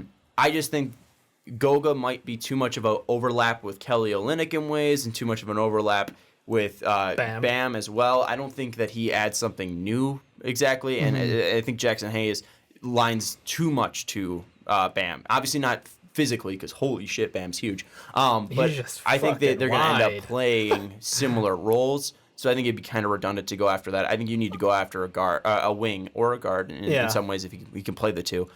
He's not that big. He's got a great 6'6", wingspan, but he's not that tall. 7-foot plus wingspan is awesome. He is built out. He was a physical specimen basically. That's what we said about him coming into college. That's what we said about him at the combine, really showing it off. Like athletically, he's good. He's a good super slasher. Quick. That's the thing. Yeah, he was one of the worst when it comes to lane agility, but. He still has that length, which is huge. And are you reading the fact that people are comparing you to Ramona Shelburne? With that, and also apparently it looks like you're on vacay in Hawaii with that fit. Yeah, I dig it. Yeah, a great fit. Shout out Old Navy. This was $5. I wore the hell out of this in New Orleans because these things are so thin. Nice. Yeah, come on, add a couple pops, layers of pops. Sorry, I'm not wearing my Beast Slayer shirt. Shout out Seth Rollins. But yeah, with the Heat, I think you just got to add guys with potential. I think that's what you're looking for. Yep. This team isn't going to be great next year, but they could probably still make the playoffs. With the fucking I'd Heat. say that's the thing. Like, had Goran been healthy the whole year, they probably would have made the playoffs this year. But, with him on his final year of his contract coming up and moving on from Dwayne Wade finally, like, I'm going for upside. I'm going for potential. I'm going for They this have year. been a rumor, too, to get that JR contract. So we'll definitely see if they'll play into to that. They've got a lot of those middle range contracts where they're like, between $8 and $15 million for the majority of the roster. So it's like they're always stuck in contract hell, but they're always finding a way to put talented guys, maybe not the top end, but like there are a bunch of B players on that team. I do find it funny, though, because they're a bunch of B players, and they kind of were like what the Magic were, with just a ton of, 10 starters, but none of them were good. Yeah. But the Magic actually made the playoffs. So the Magic and Heat might be flipping. I mean, the Heat weren't that far out, though. It was a joke. Which is why they flipped. Yeah, But, I was just joking. they were still good. Yeah. They're all right. Let's move on to the Celtics. This is their first of 3 picks. Do we have anyone moving picks? You have them moving picks? How many picks do you have moving? I've got the blockbuster deal. Okay, the Blake one. trade. Do you have any of them moving? No. Because our boy Eric was in here, and he was like, no way that they keep all 3 because he was looking at our mock. I have them Woj keeping. said the same thing, and that's what made me go, they're making a deal here, one way or the other, because he's like, there is zero chance that they take all 3 of these picks post-draft day. Like, there's no chance, because this is a roster where they're ready to compete and they're ready to win. Yeah. Adding 3 young guys, if you look at the depth on that roster already, they don't have 3 more spots to give. Yeah. I just But for who me, can they go out and get? And that's the thing. You have Blake Griffin, but looking at that deal, I don't see the positives in that. They get 2 picks, 2 first picks, 2 first rounders in the 14 and 20. The fuck? Oh my God, Dave and Sean might disagree on What? something. And the Memphis pick next year. You get the Memphis pick. All right, And that's the a big upside of Gordon Hayward. But I don't think there is upside there, Dave. Let's Isn't look there? at him. No, there is no upside. there? That dude snapped his leg in half. I don't think he's worth that contract, and I don't know if outside of Boston, if he's in a very protected role, that he's going to be able to produce. I don't think it's the same Gordon Hayward as we're going to get in Utah. I think it's that year plus of recovery that you basically are getting. So I expect him to be closer to the Utah version than what we saw out of him this past year in Boston. Because remember, this injury is not something that's just a quick 1-year turnaround. You have to build up the time. You have to build up the muscle. And we saw him at the end of the year starting to get more adventurous, more physical, more explosive. And that's the thing. I look forward to seeing him be closer to a truer form of Gordon Hayward that we expected. Also, you're getting 2 picks this year and a potential, first round next year I think the protection ends up being, is it top 5 or 4? For Memphis, Yeah. it's top 6. Top 6 So if protected. it's top 6, it goes to Memphis. 7 through 30 is with the Celtics or the Pistons in my case. And then if it stays top 6, they don't get it till 2022. But then it's unprotected, right? Yeah. Then it's unprotected So the third year. I think that's a very good deal for them. I think that they come out, like, no offense, Detroit, you're not winning a championship with Blake Griffin, Andre Drummond, and Reggie Jackson. That shit's not even, that you had a great run this year up until Blake's injury, which was just soul crushing because, goddamn, he has been excellent. He was a star without like much notoriety this year. I felt like he was out of the spotlight just because he was in Detroit, but he had a fantastic year. His shooting's gotten better every year. Unprotected in 2021. Okay, so Absolutely unprotected in 2021. Yep. So they'll get it in 2021 if they don't get it next year. 3 first rounders is the value, and that Memphis pick is the cherry on top. That I think that's where you're getting the look, we get it. He's great. Gordon Hayward is still on the men's returning from his injury. So we're gonna bolster that trade up. Well, and in my mind, I am the Pistons going, look, I'm reloading. I know that I can't get there now, but with that amount of draft capital, I can make moves. I don't have to worry about trying to pay off to get somebody to take Reggie off my hands. Like, my timeline is going to be post whatever the fuck is going on in the West right now. Question. And this is all dependent on if Garland falls to 7. Yeah. Originally, I was going to have, and after the AD trade went down, was going to have a trade, and Dave, you kind of helped me out with this, where the Bulls would give up the 7th, and the Celtics would give up the 14, the 22, and the Memphis pick to try to jump up and get a Darius Garland. If he is at 7, should the Celtics try to do that? Or is there someone else that they try to jump up to get? Because from what I'm seeing, the 3 guys that they like are the 3 guys that I had them take. They really like Brandon Clark. They loved Tyler Hero on Twitter after he went 81 of 100 from 3. at their workout. And spoiler alert, a guy I have him going in the next group, I'll just say it, Nasir Little, they really like him as well. Shocker. So it's one of those to where That doesn't sound like the Celtics at all. who are they going to go up and kind of trade for? Is it somebody higher in the draft? Is it a proven veteran like how you have with Blake Griffin? Yeah. That's to me where I didn't know what the trade would be, and that's why I didn't do one for the Celtics. I'll give you props. I think it's bold, and you went out and did something that again, went if out on that a ledge. well, look. What? He went out on a ledge. The Yeah, ledge well, that I was you afraid went to out go there. out You went on. out there, and if they're making a big move, that is something that is big. I just. Well, I feel like come on, Detroit guys, let's doesn't be want to honest. trade Blake, and I They would might feel not. bad He's if a they love do son trade right him. now. Like they got him on a good deal, and I think that trade to bring him into town worked out well for them. But at the same time, I just Danny Ainge struck out. He offered 7 first-rounders, Keys Jason to his Tatum, car, Jaylen Brown, his keys to firstborn car, daughter, his mother's house. And for some dumb reason, the Pelicans still said no. Like, I can't even understand that. He one. offered him their job. Yeah. He offered him the Celtics. He offered him the entire team. Yeah. It's pretty crazy. Like, he doesn't even have the ability, but he did, and they still said no. So he went out and was like, look, this is a team that needs to win. That Brooklyn trade set them up for years of success. And I feel like people are getting antsy on the timeline because we saw year one Jason Tatum in the playoffs. We saw Jaylen Brown go up and dunk. We in the playoffs in like this past year. Bit of a reality check. That's the thing with me is I don't think Kyrie's signing. So who's your star, right? Jason Tatum going Mamba putting mentality. You're putting the keys in the hands of a 21-year-old. Well, that's why I've got them going out and getting an excellent I understand, star. but let's say they don't. Yeah. And you're all talking about like where If are you're the adding roster in spots? 3 young guys, Yeah, where are the roster Yeah. spots? I think Kyrie's gonna free one up. Yep.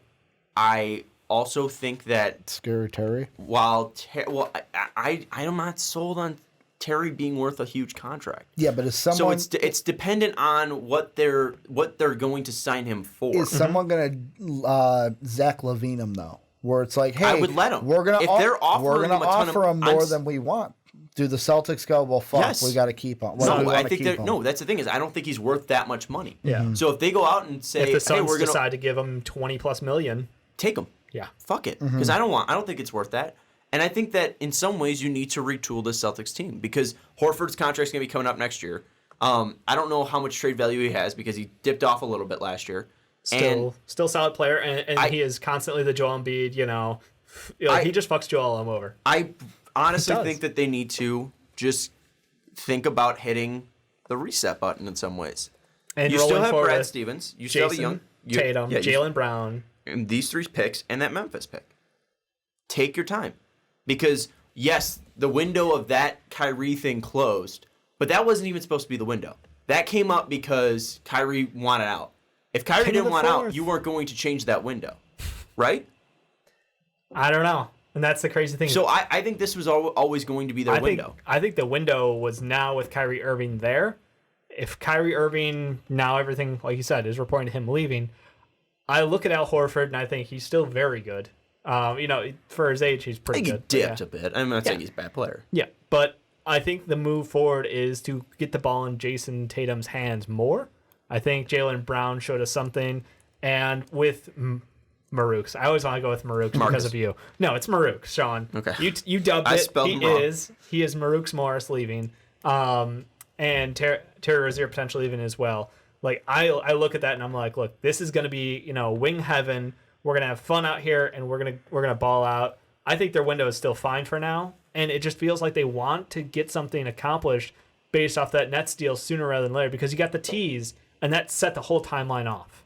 I think their early success last playoffs set the timeline off, and now they basically are like, well, we can either potentially fall back a little bit, a little stumble, and go, look, we're getting 3 great young talents this year, which is a lie because unfortunately it's a weaker draft. Or we can go ahead and take a swing at a star. We're not getting Anthony Davis now. You're not going to get a sign from anybody else. So what is all of this? We've been hearing about the Celtics and their buildup of all this capital, and they're going to swing for the fences with it. That's what I want. I want all in on that. It's like, you know what? Fuck it. Do they try? And I'm saying CP with this because I wouldn't go CP3. Do they try to work out a deal with the Rockets to maybe get like either Clint Capella or whether you think that CP3 would be a good fit with the Boston Celtics, with Kyrie moving on, and then basically having Tatum have the keys to it, but still have that good veteran teammate behind him in Chris Paul. Because they have the draft capital to maybe entice the Rockets into trading for one of them, and the salary that comes up. Well, yeah, that's the thing. I don't want that. But would you do it if it was around Clint Capella though, instead of no? Because I don't. You can't win with a great center. Okay. That the centers don't win championships anymore. This isn't the 1980s. Like this or even is the 90s. Patrick Ewing, yeah. Ewing didn't win a championship. I know. But got to the playoffs. Yeah, but like team. You had Elijah. That was easy. There's 8 spots in the playoffs. No, I know. But I mean, they were a higher. Like they weren't 8. Point being, centers value's not there anymore. I'm not trading for someone who has a limited offensive skill set. Yes, he's good at what he does, but he is put to another level because of the offensive system that has been enabled for him in Houston. I don't think outside of Houston he's as good as he is. Do they make a trade for Mike Conley? Conley's the interesting one because I think that could happen. I think the value could be right. And the Suns might trade the 6, but Boston could give their first for Mike Conley. And if the Grizzlies go Ja and then get maybe like 2 picks in this draft, I don't know if they'd get their future back, but I mean, getting 2 picks in this draft, like that would work out. I think Conley would be interesting. I think that someone even said this in the comments, and I think that what would be more interesting to me too is if Kyrie does sign the Nets, fuck it, go after D'Lo. The spite move? Yeah. I mean, he's young. Why not? I think it'd be interesting. Why not? Why is it less interesting than Mike Conley's? I don't think D'Lo would sign there. Why not? Money's money. D'Lo's rumored to, want to go play with Booker, his friend, Cat, his friend, or Oladipo, which would be insane for the Pacers. Like those are the 3 teams that I've heard the most around. Even heard Utah is an interesting one. Yep. So I think that while the Celtics would be interesting and that young group would be insane. Don't get me wrong. That's potential all over the board. But I don't think that I've heard anything about him wanting to play for Boston. And that's where it sets it off. I don't know his relationship, off the court, whether he's doing off-season workouts with any of these guys. But on the other teams, I do know. So I'm playing it safer on that end. Not saying it can't happen. It's just I haven't heard anything other than spiteful Celtics fans who are pissed because Kyrie's taking his ball and going home. I don't know. It could be. I think the Celtics, in my mind, I think you stay with the 3 picks and go with them. I think you can clear cap room. There's some guys on that team that aren't that intriguing anymore that you can just cut. But I would go with Goga at 14. I think that he's the best player available. And then I would also look at Keldon Johnson at 20. He's a spot-up shooter. He's a 3-and-D player. He could fit in. He could fit into a role on that team. You might again need to look for a point guard at some point, but there's no great point guard at either of these positions. 14 and 20, and I think that you just go after the best player available. And I think those guys are both those players. I mean, I give you credit for at least going after something with the Blake Griffin thing, but we'll have to see. Appreciate it. Let's move down to 15, the Pistons. We talked a little bit about them because I had them trading up. I had the Timberwolves here. I had them going Jackson Hayes. Kind of laid it out. Young player, nice body, can go up and play next to Karl-Anthony Towns defensively. Yeah. I think that's really the move there for the T-Wolves. But what do you guys have in the Pistons doing outside of the Blake Griffin trade? I've got them taking Kevin Porter Jr. with that. Okay. Again, we are going young. We are grabbing all the pieces, all the potential, all the hype. Kevin Porter Jr., awesome potential, because if you watch his highlights, holy shit, is he talented. If you watch his actual games, you're a little disappointed with what we saw. USC's offense at times seemed to be completely and exclusively featured on Benny Boatwright. Great shooter, but not worth it in my mind. So questionable coaching. You wanna be that guy who's like, I see what he could be. I think that with great coaching, the Pistons do have now, and I think that with the right guys around him, he's got that next level potential. So I'm taking someone who can be a secondary ball handler, who can create for himself, who can take good shots. The big question mark with him outside of his attitude, which off the court issues is one asterisk. The second asterisk is that free throw percentage. Now it doesn't look like he's got the world's worst form, but it's also really not, a great thing when you can't have like 70% shooting from the line in college. He's got bad form. He's got not so great form. He's not so great form. Got a weird shot. Yep. And I think that he's interesting just because of his athleticism, not really a shot. I think that he can create his own shot, but it's going to need time to definitely develop a true NBA shot. But he's definitely interesting, especially with their 3 picks. Yep. What do you have him doing?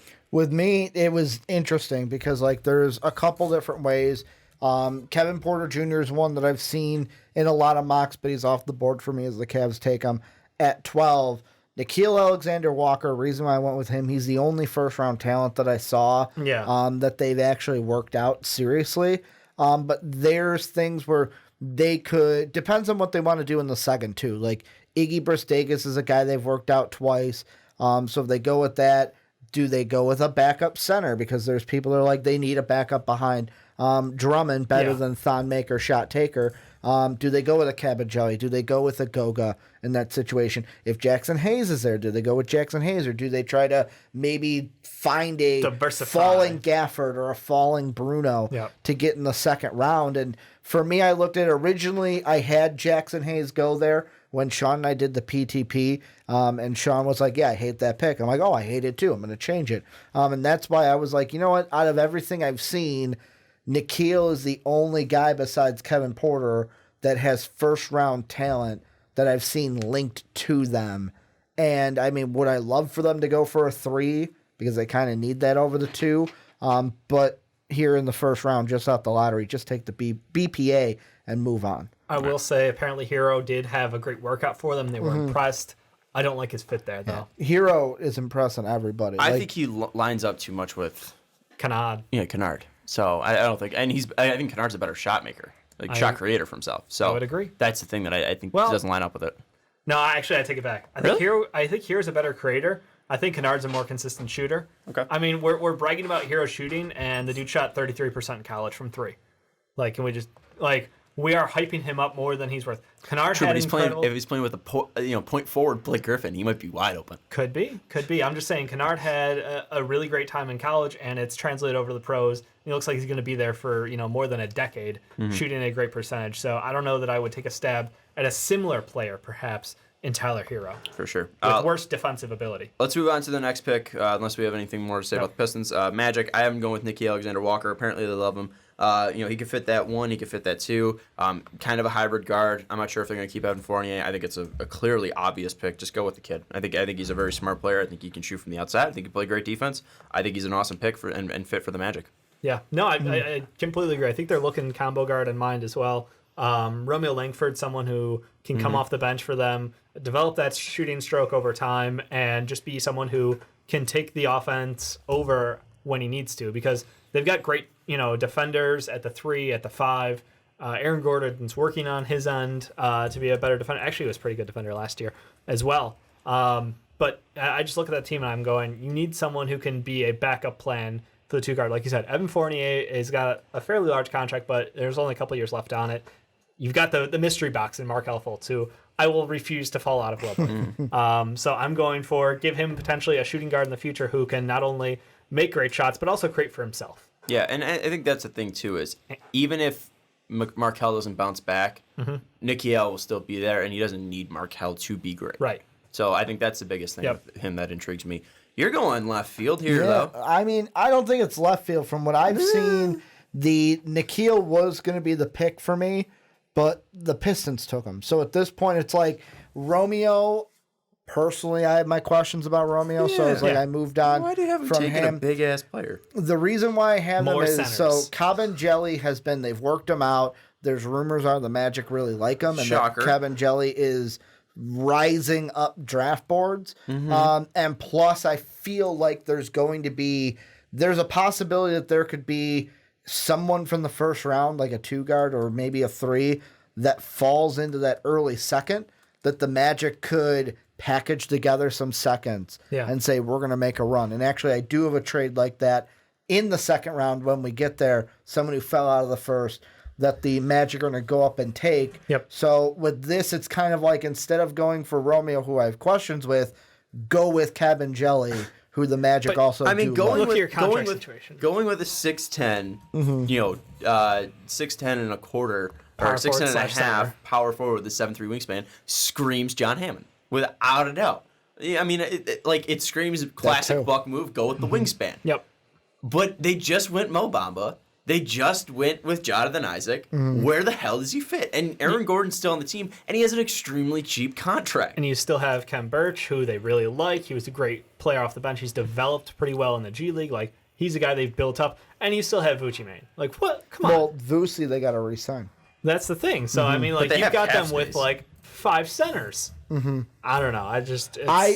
And more of it, like you say, yeah, they got Vucci. I think Vucci's going to get a contract with somebody else. I don't think he's on the Magic. Yeah. So that's another reason of why I was like, hey, let's go with Kevin Jelly here and pick someone else in the second. I think a guard is such a necessity for them that I don't think they pass it up, but fuck. I mean, if they went with Kevin Jelly, it would scream Magic. So I think they need outside shooting so badly to help space that offense. Yeah. So let's move now to the next player, next team. That's the Hawks for Ricky. That is the Hawks for Dave, and it's the Hawks for me. We all have the Hawks staying here. I had them originally having Bol before the AD trade happened. When the AD trade happened, I have them now going Brandon Clark to add some defense there, add some wing help as well. I have them earlier going with Jarrett Culver, who I think will play the 2-3. I think Clark can play more of the 3-4. He'll probably transition Collins more to the 5. Dedmon still needs to be re-signed, but if he does, you could still play him at the 5, Collins at the 4, Clark at the 5, Culver at the 2, Young at the 1. I still think that you can add some versatility here. It's not a big per se, but I don't think there's a big on the board to be taken, so go with the best player available and the best defensive player in Brandon Clark. Yeah, no, I like the fit there. I'm not sure what the lineup will look like, but it'll be interesting, and you got the time to work with him to develop his shot over time. For me, I just ended up going with best big available, Jackson Hayes, which I know I don't love the fit there. Yes, he's a 5. Yes, he, rim protector, complementary to John Collins, but they really are trying to space out that offense as much as possible, and they want their 5s to take shots. That's why Dwayne Dedmon's developed a 3-point shot, which has been awesome for them. And I think that adds a lot of value. So I think Jackson Hayes is a take here, but you're also hoping that, as raw as he is, that he can work on that shot, and you can really coach him up to be able to be a stretch 5 in the future. He's not going to be Brook Lopez overnight, but like there's hope that his shot could develop. And I was leaning Goga here. I was going to be honest. I was going to ask. He can shoot the 3. I know. I was leaning Goga, but I was just afraid about the foot speed between John Collins and him together. I think Jackson Hayes is a better rim protector, and that's what decided it for me. I was just trying to give them a smidge of defense near the rim. My guy Goga shooting 13 of 17 from the line, 5 of 6 from 3. Dude can stroke it. I get. And here's the thing: is he might not be as quick as you're talking about, but I think he's still mentally, defensively can be locked in. So he might not be a great rim protector per se. He might not be an elite player, but I think he could be a good enough defender. If I'm in that spot, I would go. It was I would very go close Goga for me. over Hayes, but that's just me. Shocker, And I did Goga. go Goga. Oh, nice. With the Hawks, and I wanted to put Bruno here.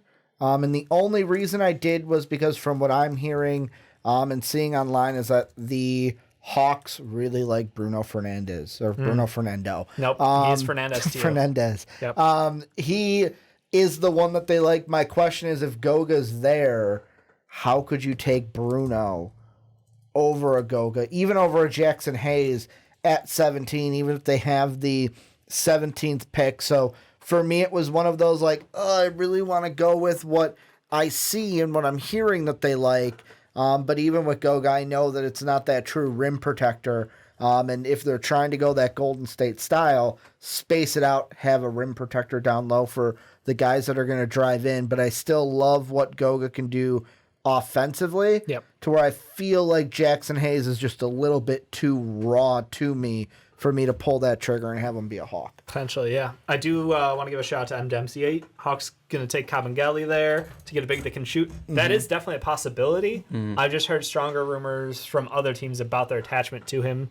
Ricky had him going off the board already. So that was his. Sean, do you see anything there? Think that could be a good fit? With the shooting big, it was addressed earlier with Bull, but that obviously isn't a thing, but I ended up addressing it later in my mock. Cool. So that's the reason why I didn't go with it. And I think they're going to re-sign Dedmon.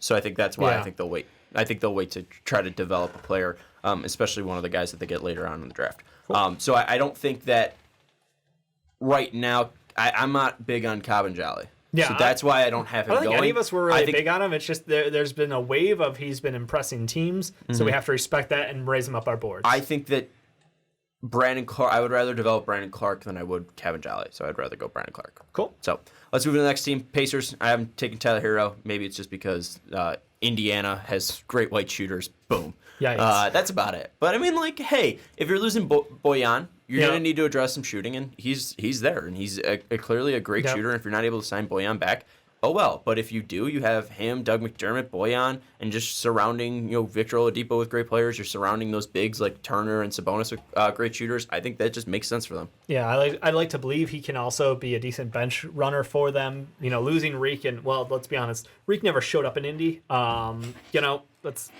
Sorry. I had them going PJ Washington here. I think they're trying to add in a 3-4 who can space. I think that, I'm hoping Boyan resigns.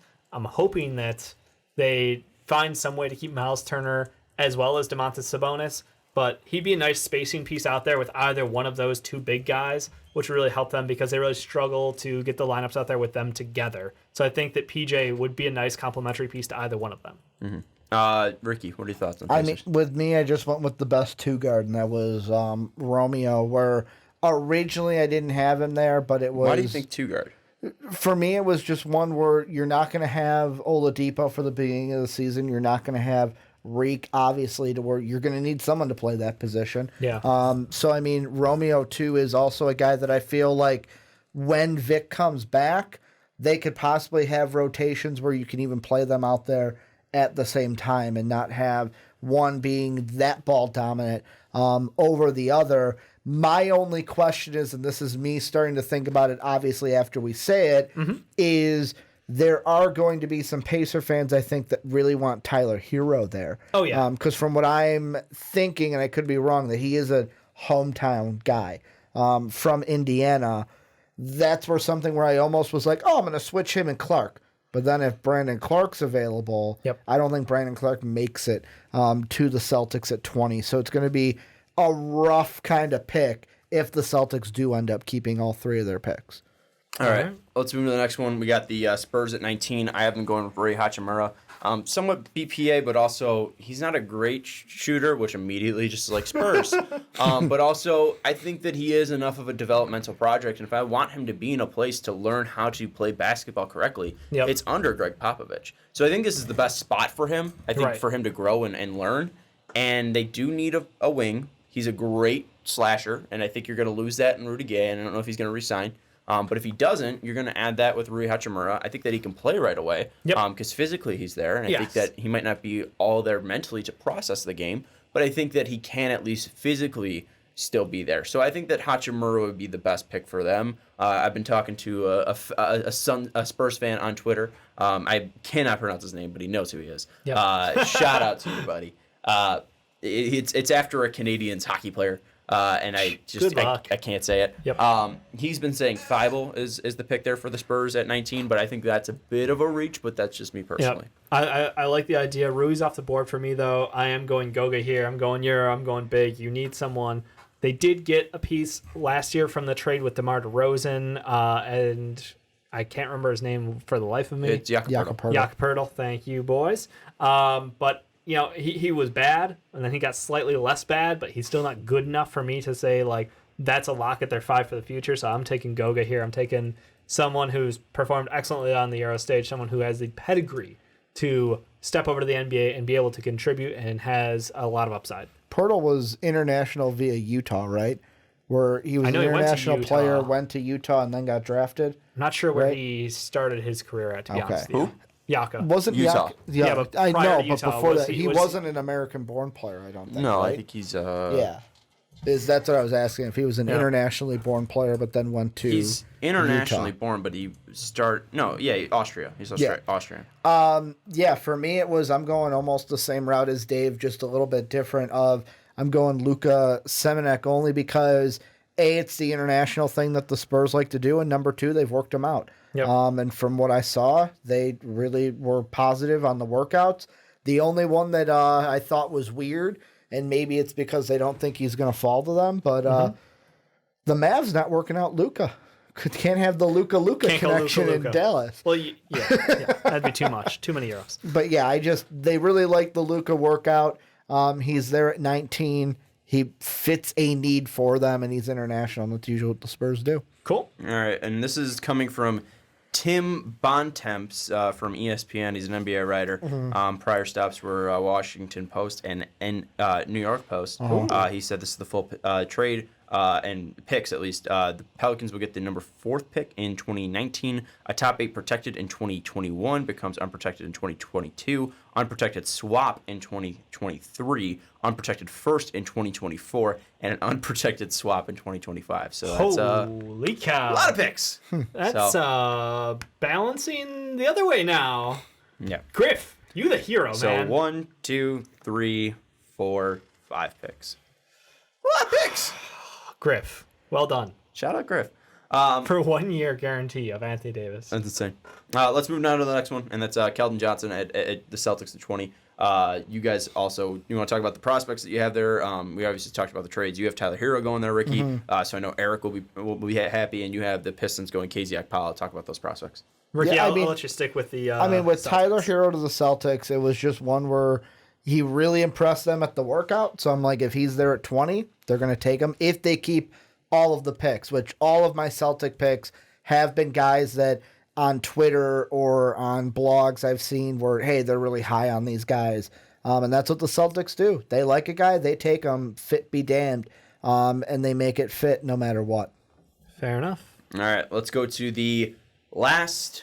No, that's it. That's it. That's it. So 11 through 20. See, here's the one thing that we could say, and we'll take a little bit of a break here, because usually when we're doing these, Can I go pee then? Because I've had to go, and I know we're going to move the camera, but like Ricky, that's your call. this is. Here's the thing. You're the one that's got to get to work in Here's the thing. 45 minutes. Yeah, here's the Yep. thing is usually we get a break. Yep. Usually we get to stop. And I feel like we're losing our steam a little bit. Yep. And we're doing a live stream. So we're Yeah. trying to keep it up. But usually we have the ability to take a breath. Thank you, sir. So we'll take a small break here. If you guys can have any make some questions, comments. if you have any questions for Ricky and I, let us know. It's bold. It's the first ever pee break I think we've had on a live stream, right? And this is why a new studio. Pitch the new studio. Oh, Ricky's saying pitch the new studio because he's off mic. I know Jake just posted it, so shout out to Jake. He posted patreon.com/mostaboutpodcast. We're trying to move out of this studio. I don't know what that studio is going to do for us, though, at least in a pee break situation. Camera is not going to be in front of the door. Oh, okay. So Dave could at least freely move. Yes. So, Ideally, how I would want it is, so if you guys listen to the podcast, I have no shame. I'm a huge fan of Kinda Funny. And what they do, because they don't have their camera in front of the door, is, for example, if Dave needed to pee, he could just, hey, I'm going to get up and pee while the podcast is going on, and you and I can continue the conversation, and he can just come back whenever he's done. I think this is a great question from Live Penda. He said, how come Reddish gets excused for his college performance but not Langford? What do you think about that? That's a good question. Is it because, I think it might be because Reddish was playing next to Zion and RJ. So maybe it's that excuse of like, well, yeah, his production went down because he was playing with two great players, whereas Romeo was the guy in Indiana. Mm-hmm. Well, I think That's what I think. I think it's less about that, and I think it's more about what they showed. And Langford is, and it's more about the positions. There is a more interesting need for the three, I mean, the position that Cam Reddish plays, for him to be a guy that can shoot and play 3-and-D basketball, be able to shoot from the outside and play high-level defense.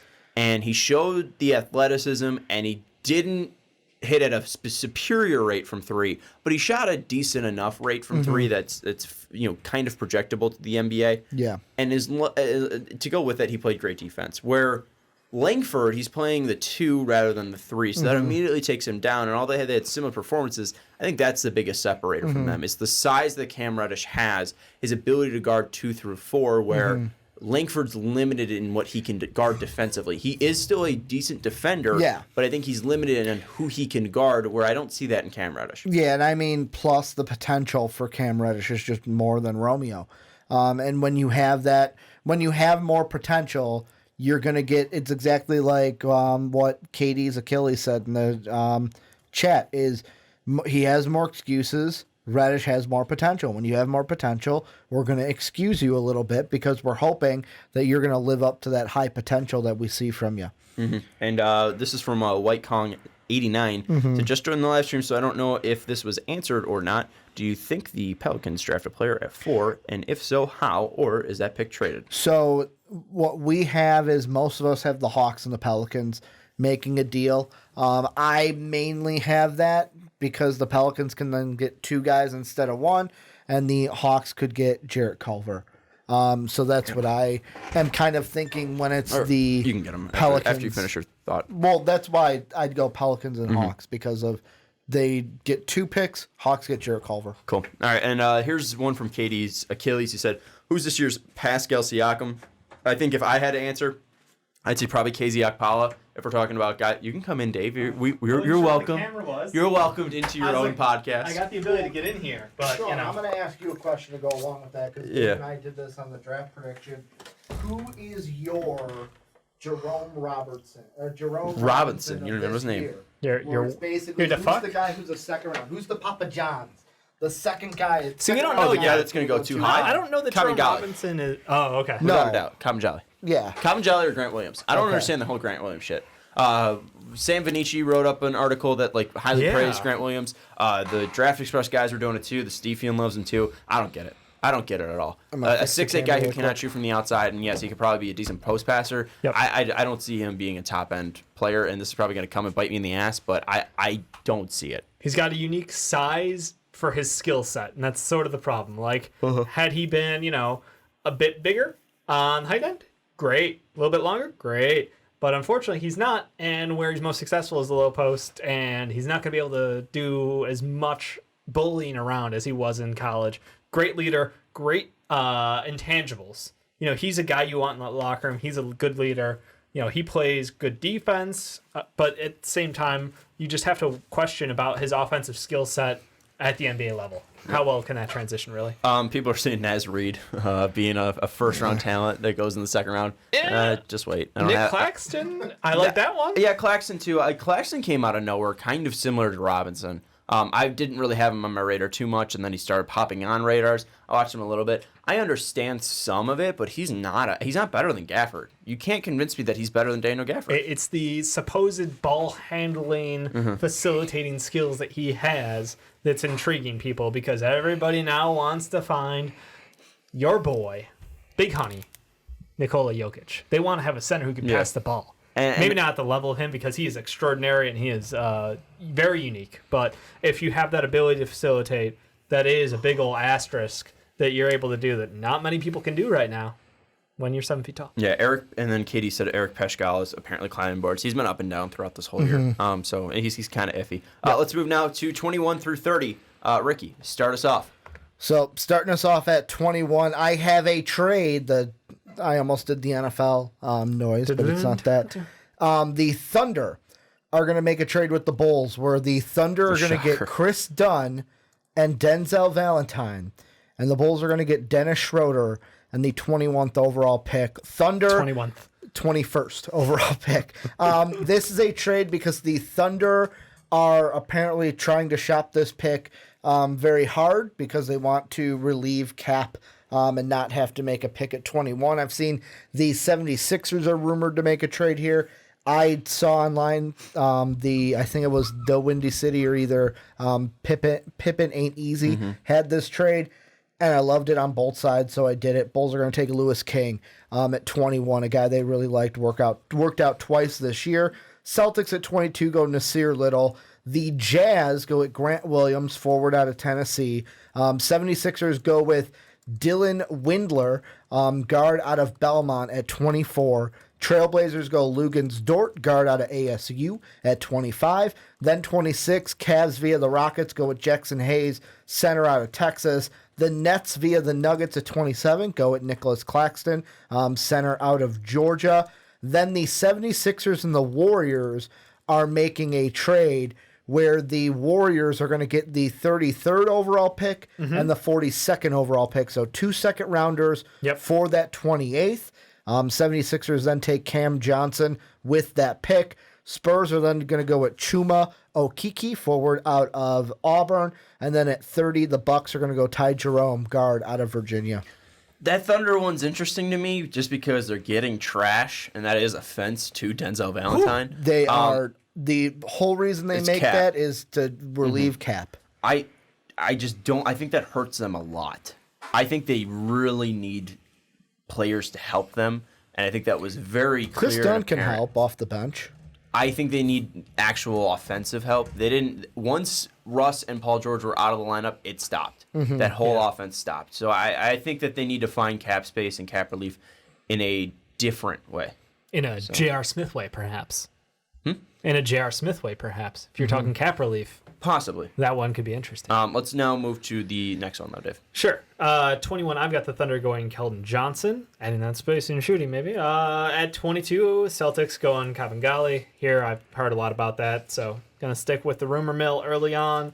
At 23, I've got the Jazz going Luka Samanic. He good fit in my mind. 24, I've got the 76ers taking Tyler Hero, your little JJ replacement on a silver platter. At 25, I've got the Blazers going Lugunsdorp. Purely rumor mill. At 26, I've got the Cavs going Darius Baisley, high upside. At 27, I've got the Nets taking Nick Claxton. At 28, I've got the Warriors going Cam Johnson. At 29, I've got the Spurs going Matisse Thybulle, as Sean mentioned in the rumor earlier. And at 30, I've got the Bucks going Chuma. Yeah, and no trades there. What Dort stuff did you hear?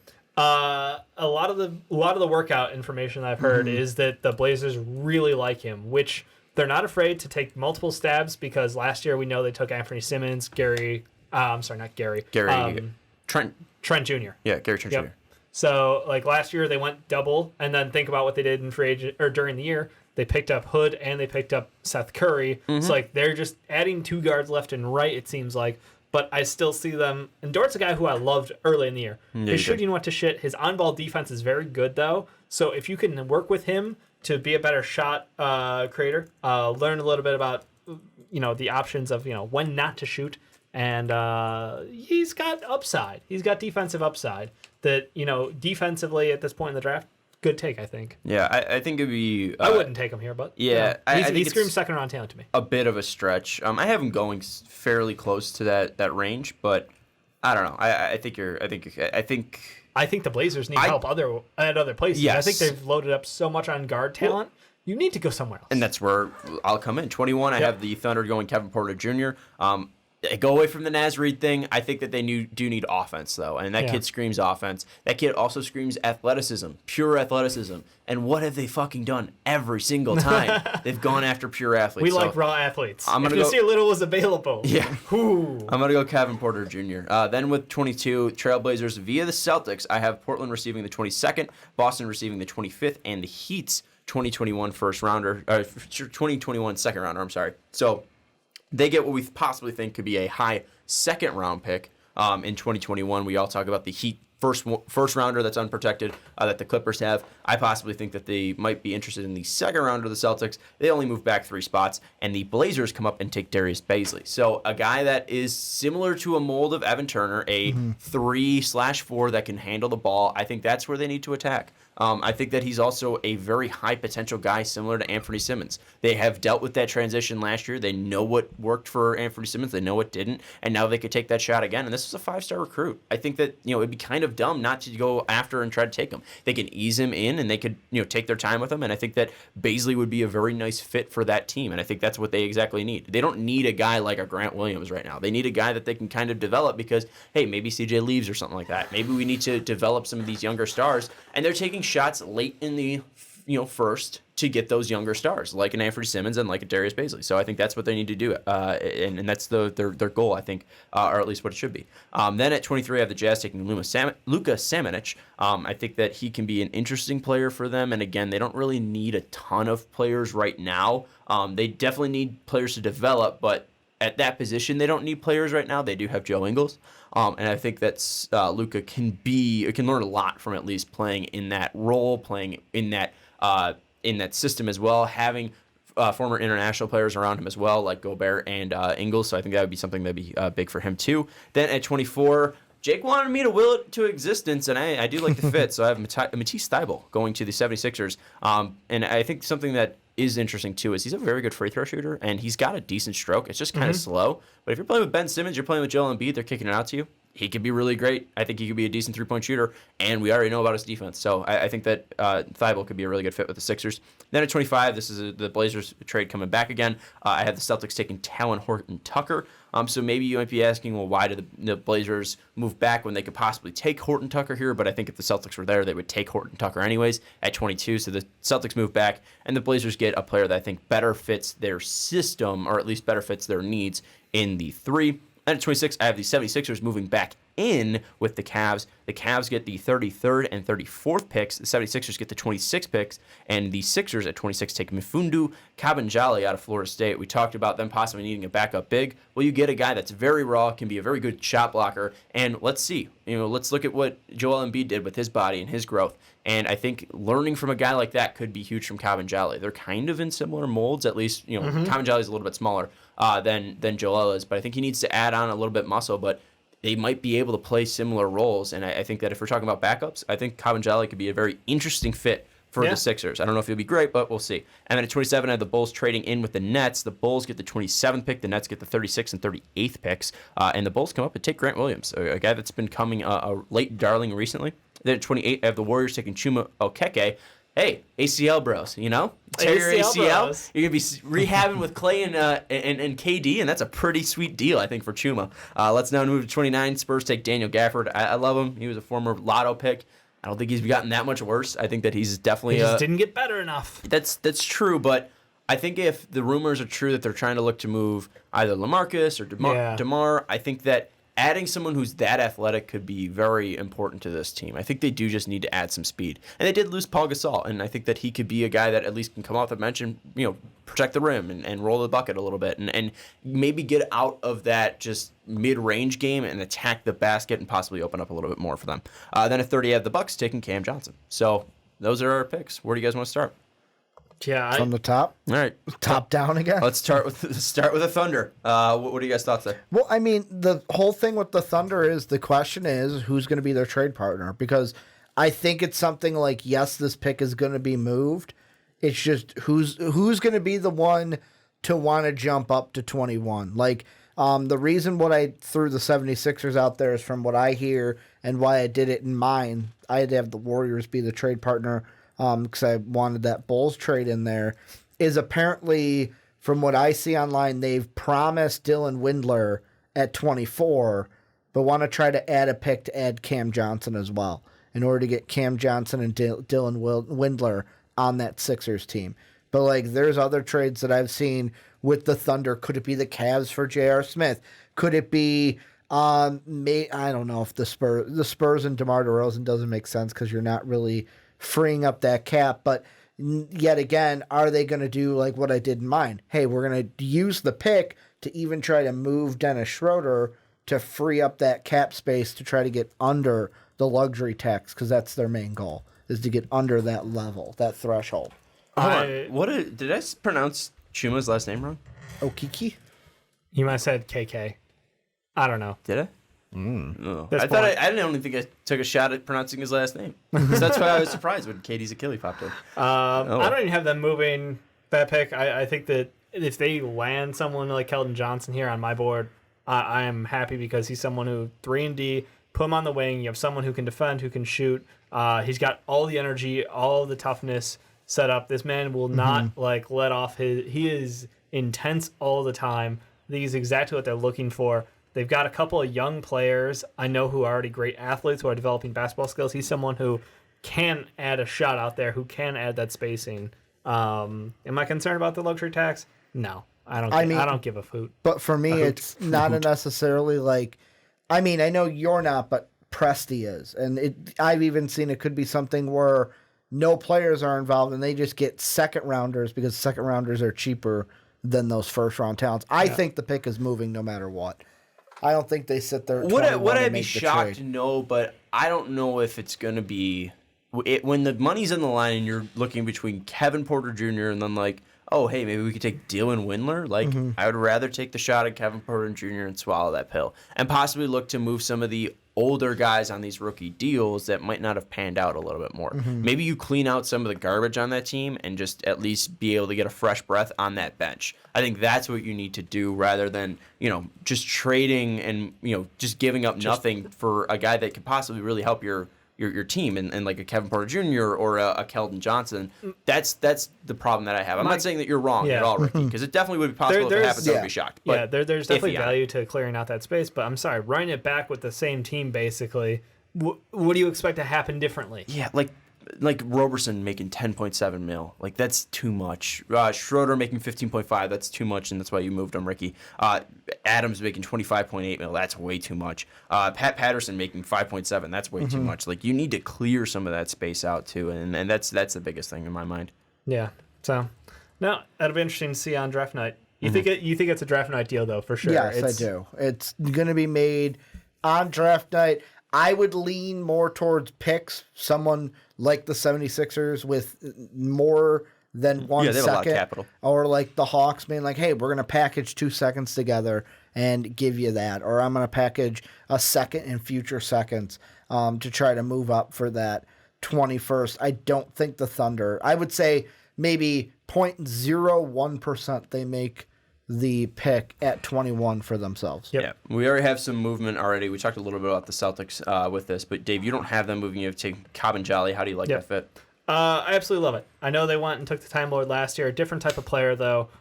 Different skill set. Kamingali adds the ability to add that shot, that mid-range, potentially a long range over time. He's got good size, good length. I think he can come in and be effective. It was all up to the question of how do they work with their spacing, with their fives. Aaron Baines' long-term answer, or is he going to cash out? What are you going... he accepted that option. Yeah, so but it's just going forward, like with that young core. If you're in the young core mode, or are you in the we're going now? And I think that Kamingali ends up in the now crew, where he can help out sooner rather than later. I think, Ricky, too, with your pick of Nasir Little, we don't have to dive into it too much. I mean, it makes sense. Long wingspan, athletic guy. They can take time to develop him. He doesn't need to play right away. And then with mine, the Baisley thing, how do you like that, Dave and Ricky? What are your thoughts on Baisley going to the Trailblazers? I mean, I don't hate it.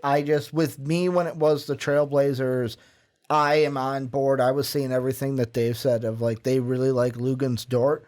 Yeah. So, like, that's why I didn't make them move, because Dort was going to be available to them at 25. Yeah, potentially Dort's available early in the second, and they trade up for it. But I don't see Baisley being a fit timeline-wise for them. I think they've got 3 guys potentially 4, who they really like and who had great playoff success, so they're going to run it back and take a shot right now when the West is so susceptible and up for grabs. And I got to throw this out there, too, because chat has been popping off since you brought up Denzel Valentine. Kyle Craig said, Valentine is one of those guys who were decent in college and trash in the league. KD's Achilles said super trash, and then Kyle said a very poor man's KD. And now they're just adding how poor he is. My favorite is, where is it? Spending 12 hours on the PS4 at Walmart kind of Draymond. Yeah. That's fantastic. I'll be honest. I loved Denzel coming out of, you did. Out of Michigan State.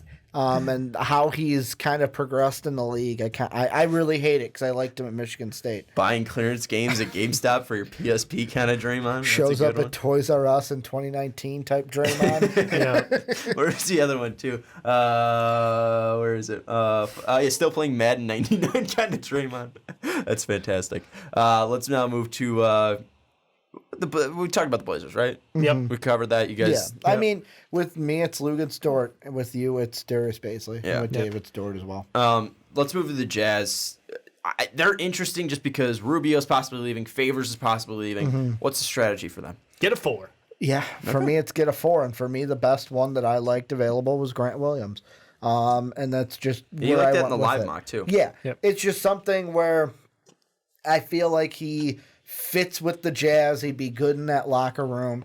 The only question is, do they go with, let's say, a Chuma instead of a Grant Williams? Because they might think differently of Grant than I do. Right. No, I've got him going Luka because he's just the highest rated 4 on my board. He can provide you some offense. Year 1, I think, is a huge upside for them because the Jazz struggled to score last year.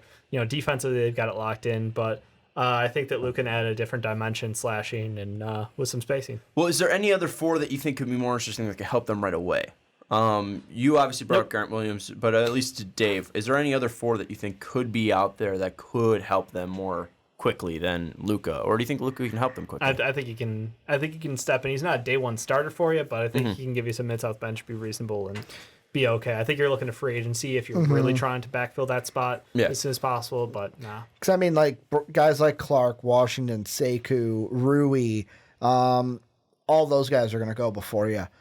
So if you're looking for one of those, to me, you're going to have to make a trade up, which I know they've done in the past. I just don't know if the Jazz do that.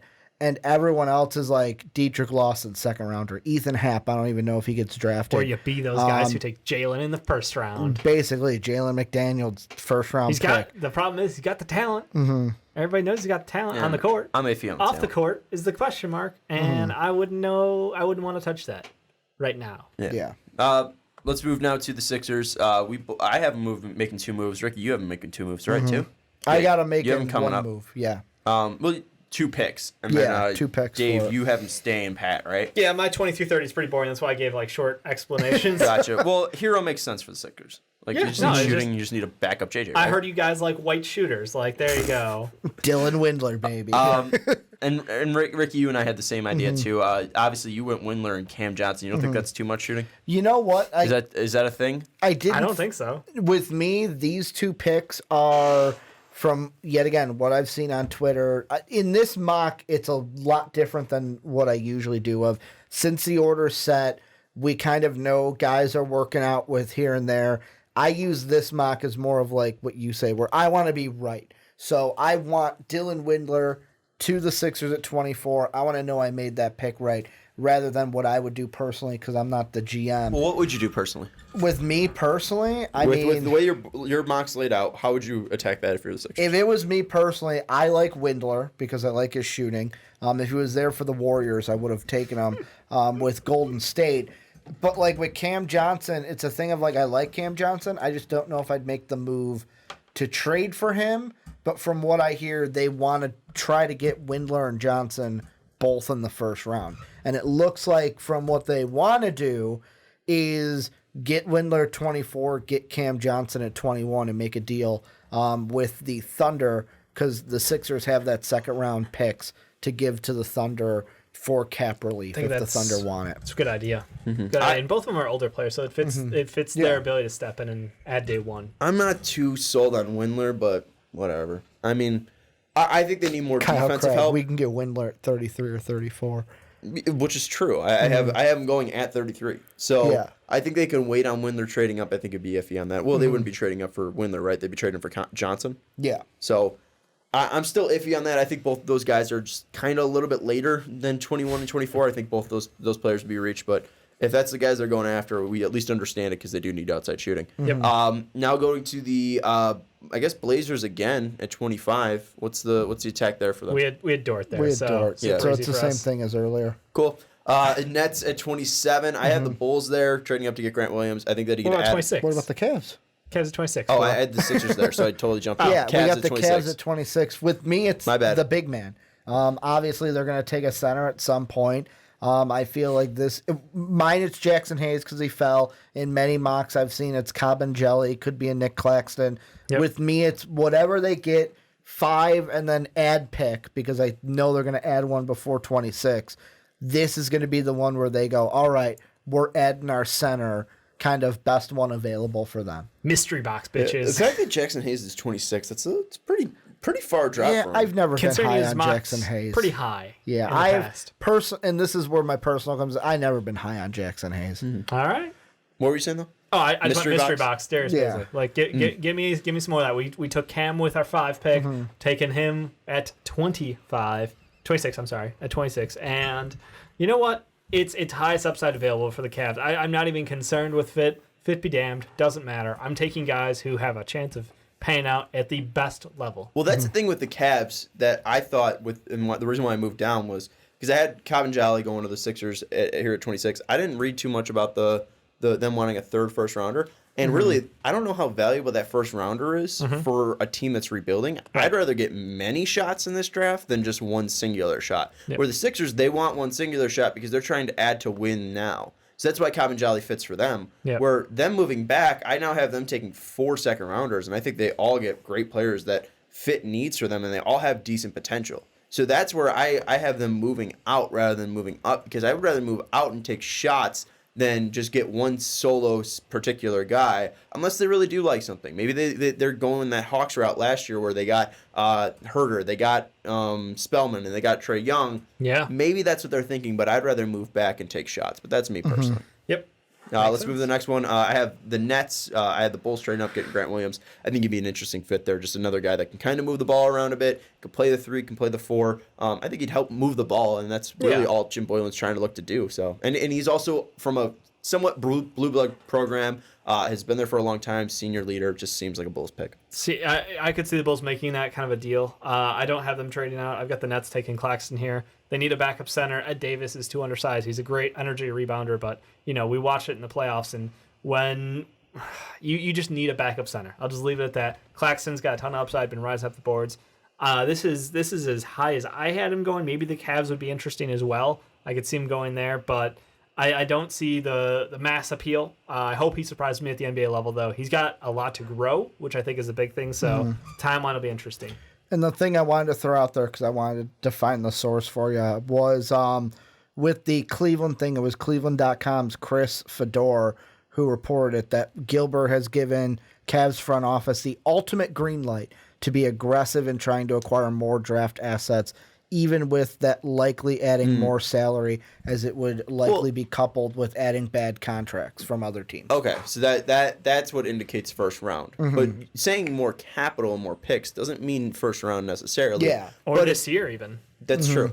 That's a good point as well. But yeah, with the Nets, what do you have them going with? Ricky? With me, I originally had them go with, who did I have? Because I changed it because of the ED. I originally had them go with Chuma. But it was one of those things where I think I kind of have a feeling that Claxton is going to be a first-round pick, love it or hate it. Yep. And I feel like the Nets, I originally had him at 31. Nets are going to say, well, we can't take a chance of him not being there. They go at Claxton at 27. The only bad thing is Chuma then goes to the Spurs, so they don't get Chuma at 31 and have to get somebody else. You and me are pretty similar on that. Here's one thing let's go back to the Sixers, because I don't think it's too necessary. Kyle Craig says, give us Carson and Cam Johnson. What do you think about Carson Edwards going in the first round? Carson Edwards, I don't think he'll go in the first round. If the 76ers don't make a move with the Thunder for that pick, I could see Carson Edwards going at 34. I could see them going at 42 with the 2 second-rounders for the 76ers. But Kyle, I will tell you right now, you are going to be upset with where I have Carson Edwards going in the second round, because it's not Philadelphia. All right, let's move now to the Warriors, or at least the 28th pick. I have them going Chuma. I think that they don't need. I mean, I don't they need know what a the hell they do after those Cam injuries. Johnson, bitches. You have them going Cam Johnson? Yeah. It's Why? a perfect fit. It's a perfect fit. You need someone who can step in, shoot threes, play some defense at some level of respectable, and he can come in year one and be able to play for them. He's not going to be starting for them, but he'll be able to play year one. He's a good enough shooter. He spaces the offense perfectly. Like, there's nothing about Cam Johnson that doesn't fit on this team. I know the Windler shit's been out there as well. I like Cam Johnson slightly better than Windler. I loved Cam Johnson when I made that pick in our live, I believe, for the Warriors. I'm double checking. No, I didn't. I wanted to. Yeah, that was the one Windler. I wanted to, and I wanted Windler. But I would love if Cam Johnson went to the Warriors. What's the goal of the Warriors now in this year? What do you think they're looking play to really do? good still. Well, why? Because what are you gonna do? Sit Steph all year? You're going to a new arena. But what I'm saying is, Which adds wouldn't more you money. rather? You're going to a new arena, but you still yeah, have you're Steph. starting San Francisco. Come on. But you're still gonna sell it out. You're the Warriors. You have Steph Curry. Yeah. You're still gonna make Are you money trying there. to sour the fucking fans off the bat? Like, come on, No, man. I'm not saying. Oracle. Can I talk? I'm not No. saying bench Steph Curry. Sure. I'm not No, you saying can't. bench Draymond Green. I'm just saying, do you need to get guys that are going to help right away? It doesn't. I'm not saying be bad. I'm just saying, what if you're the 6th seed? What if you're the 8th seed? What if you're the 7th seed? What if you don't have a great year, but you still make the playoffs? I think their goal is to make the playoffs, but I don't think they're like. I don't think they're going to be headhunting for number 1, because what if you push Steph too much and he injures himself, and then you're screwed and you he have doesn't 3 need any injured help stars. with that. He'll do it on his own. But I'm just Nope. saying, like, maybe we see a little bit of load management for Steph. maybe we see them take a shot at Chuma because you're in love with him. I love him. his Think he's super skill talented. set. Yep. Why not give the team that's actually going to have a chance to win something next year in KD possibly and Clay and Steph coming back and give him a wing that can be similar to hopefully Andre Iguodala at his health, where he can be a guy that can move the ball at the three, that he can play good defense, that he can shoot from the outside. I would rather just fuck it, take your time, and let's see what we can do next year in the draft and just add to this team. Look, if they took Chum, I wouldn't be angry. I'm just going based off of their priority with a lot of their picks. Is they like larger guys who decent college, still have some upside.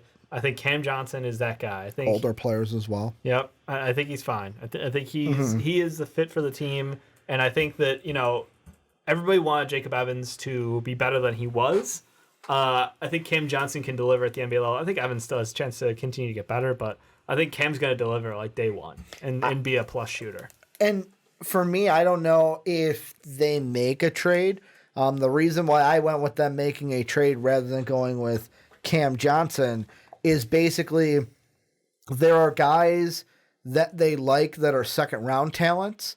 And it's one of those, if we can make a trade, add more guys that we like compared to just one in the first, why not do that? Because the guys that I have them, one of the guys I have them going with in the second round, I feel like can do the same thing for them that Cam Johnson does for them.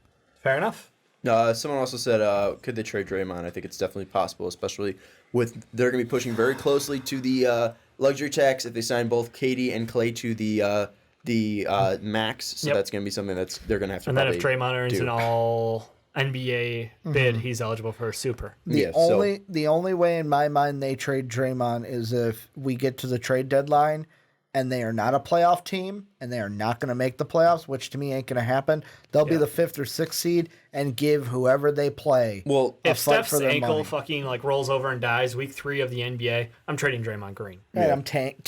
Can you imagine if that happened? They tank for a top Robinson. 5 pick. Yeah. Come on. You watch the Spurs go from Robinson to Duncan overnight because of one injury. Now we're going to have 3 injuries stacked up for the Warriors, trading Drummond, and they're going to be at the top of this next year's draft and get Wiseman or some shit like this. I'm going to lose my shit. Draymond, not Drummond. Yeah. Whatever I said. I don't know. I would trade Drummond too. He's a piece of shit. I don't know. We'll have to see. Let's go down to 29. I have the Spurs. I haven't taken Daniel Gafford. Talked about it a little bit earlier. This kid was a lottery talent last year. I still think he has that talent. He fell a little bit, but I think he's still a good big.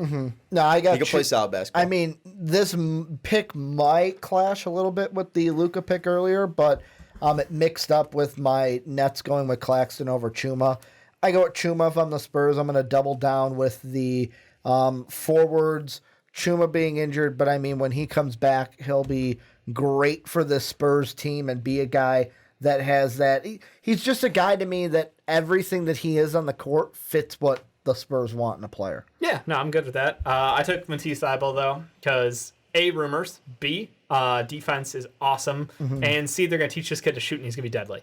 Yeah, if he's available, fucking take him. Absolutely. But I don't think he's not available now. Yep. So fair enough. That's pretty much it for that. And then Bucks Cam Johnson, it's shooting, it's passing the ball, it fits their team. If you lose Middleton, he can at least step in and shoot the ball. He's kind of like Tony Snell. For me, it's all rumors. It looks like because of I'm gonna say that I think in real life, not mine, that Brogdon's gonna get a big offer from the Bulls. I think he might sign with the Bulls or might sign somewhere else, and then the Bucks are gonna go to Ty Jerome. Because there's that big possibility that Brogdon might not be on their team next year. Chuma. Are you worried about what Ricky just said? No. I think they're going to pay the man. I think they're going to pay both men. I think Middleton and Brogdon are both going to stay. Brook Lopez is unfortunately the one who I'm horrified about because he's really what made that team go at times. His spacing provided good shot blocker and just, that's the one that scares me. I would try Splash Mountain. Big Splash Mountain, yeah. That's 21 through 30. That's our first round. We still have a whole 34 it's only been fucking picks 3 left. hours. Any questions that you guys want us to answer before we get into the second round? Sean, you got to speed read your second round and then run away? Why? Because it's like 2:23. 10:23. 10:23. Well, yeah. We didn't talk about B.I. Hart being happy with they were traded. Were they? Didn't hear about that. Yeah, we'll probably hit that after they have some time to process and talk. Yeah. All right. Let's get this going. Starting. What? Just reading straight through 31 Yeah. through It's 60. the entire second round. All right. So Ricky, you'll start. But I'll actually intro it. But let's move now into 31 through 60. Ricky, start us off. Okay. Well, aren't you gonna chop it up for you two? No, this one is bullshit. This one, because it's the week of, we're just gonna put it all up because this would go up draft day, Sick. which would be kind of stupid. You could to just put tag up. it back to back. That's But so whatever. 31. And also I'm gonna ask you guys to help me out. If I don't say there's a trade, correct me if I say the wrong thing because I was trying to fix this during the AD I'm segment. putting all the trades in the thing. No, I'm saying like I don't know if I switched teams to the right picks with how my trades move. So if I have a pick that's wrong, let me know. Which side is right? Is the trade? the trades are right. It's just I don't know if I switch them back. Just if I say something that's stupid, let me know. I'll try to figure it out. Ooh, that's a bad thing to say out loud. No, I mean like you know what I mean, Dave. Nets via the Knicks. They're gonna go with Darius Baisley, forward from New Balance. Then the Hornets via the Suns. The trade is gonna be the Suns get the 36th and a 2021 second round pick. Hornets are going to move up from 26 to 32. They're going to take KZ Okpala. John's going to like that one. He said I had KZ a little bit too low in my original. Then the Warriors, from their trade with the 76ers, where they got 33 and 42 for the 28, they're going to go at Bruno Fernando, center out of Maryland. Then the Sixers, via the Bulls, are going to go with Matisse Thybulle, forward from Washington. The Hawks going to go with Joshua Obeasley, guard from overseas. Then the Magic are going to make a trade with the Suns again. Suns are going to move back again. They're going to move back out of the second round with this one. They'll get a 2020 second round pick and a 2024 second round pick from the Magic. Magic then at 36 going to go at Keldon Johnson from Kentucky. Then the Mavs at 37 go at Shamori Pons, guard from St. John's. Bulls via the Grizzlies at 38 go with Isaiah Roby, forward from Nebraska. Then the Celtics are going to make a trade with the Pelicans, which the Pelicans are going to get a 2020 second round pick and the 51st overall pick. Celtics are going to get the 39th pick, which they will take Talon Horton-Tucker out of Iowa State. I have it Bulls, but it should be Pelicans. Okay. Because originally it was the Bulls in a deal that they made with the Pelicans. I forgot to change that. So should have. Celtics and Pelicans making that deal. Then the Jazz are going to move up. They're going to make a deal with the Kings where the Kings get the 53rd pick and a future second. The Jazz get the 40th pick. They go at Carson Edwards out of Purdue. Then the Hawks via Lakers go at Daniel Gafford from Arkansas. Warriors in their second pick from the Sixers go Admiral Schofield, forward from Tennessee. T-Bulls via the Heat, they're going to go with Ethan Happ, forward from Wisconsin. Then the Hawks via the Hornets, they're going to go with Davidas Servidis. Well, yeah, that's the thing is it's Davidas Servidis, and it's the awesome greatest to say. name ever. Yeah. Davidas Servidis. Forward from overseas. Pistons then go with Iggy Brazdeikis, forward from Michigan. Then the Knicks make a trade where they're going to send the 56th, the 2022 second round pick, and a 2024 second round pick to the Magic. Getting the 46th pick, they're going to snipe Taco Fall before the Kings have a chance to do so at 47. But the Kings are just going to go with Jonte Porter. You know, they like those bigs with knee injuries. Then the Clippers go with Cody Martin at 48. Spurs go with Marquise Bolden, center out of Duke, at 49. Pacers go with Luke May, forward from UNC, at 50. Pelicans via the Celtics and their trade go with Gerald Vick, guard from Kansas, at 51. 52, Hornets via the Thunder. I think this is this is the last trade I have. It's basically, no, this is not a trade I have. One of the last ones is with the Thunder too. But Hornets via the Thunder, Dietrich Lawson. Kings via the Jazz, Zach Norvell Jr. at 53. Sixers at 64 go at Sean's boy, Naz Reid out of LSU. The Magic in the trade with the Knicks go with Kyle Guy out of Virginia. Then the Clippers via the Blazers going to go with Dean Wade out of Kansas State. Yeah. The Thunder Pelican trade. Pelicans are going to get cash from the Thunder. Thunder get the 57th overall pick. They're going to take Jalen McDaniels, forward out of San Diego State. Warriors then take Terrence Davis, guard out of Ole Miss at 58. Raptors go Jared Harper, guard out of Auburn at 59. And then the last pick with 60, the Kings go Eric Pascal with Villanova. Great job. Thank you. Great job reading it. I'll let you fucked up your draft board. Dave, try your best to go 31 I'm through going to 60. read the shit out of this, boys. Get ready. Nets at 31 are taking Grant Williams. Suns at 32 are taking Eric Pascal. 76ers at 33 are taking Carson Edwards. 76ers at 34 are taking Jonte Porter. That's a double for you. I'm just saying I like both of those picks.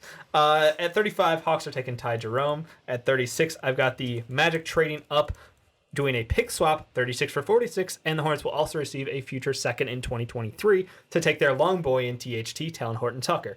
At 37, I've got the Mavs taking Daniel Gafford. At 38, I've got the Bulls taking Shamori Pons. At 39, I've got the Pelicans taking Ricky's boy Lewis King. At 40, I've got the Kings going with Joshua Obeezy. At 41, I've got the Hawks taking Jalen McDaniels. At 42, I've got the Warriors via the 76ers for cash considerations. Shout out to my boy Cash Considerations. Taking their boy Dylan Windler. At 43, I've got the Wolves going Bruno Fernando. At 44, I've got the Hawks going Iggy Brasdeikis. At 45, I've got the Pistons taking Isaiah Roby. 46, I've got the Hornets via that Magic deal just mentioned, taking Sean's boy Naz Reid.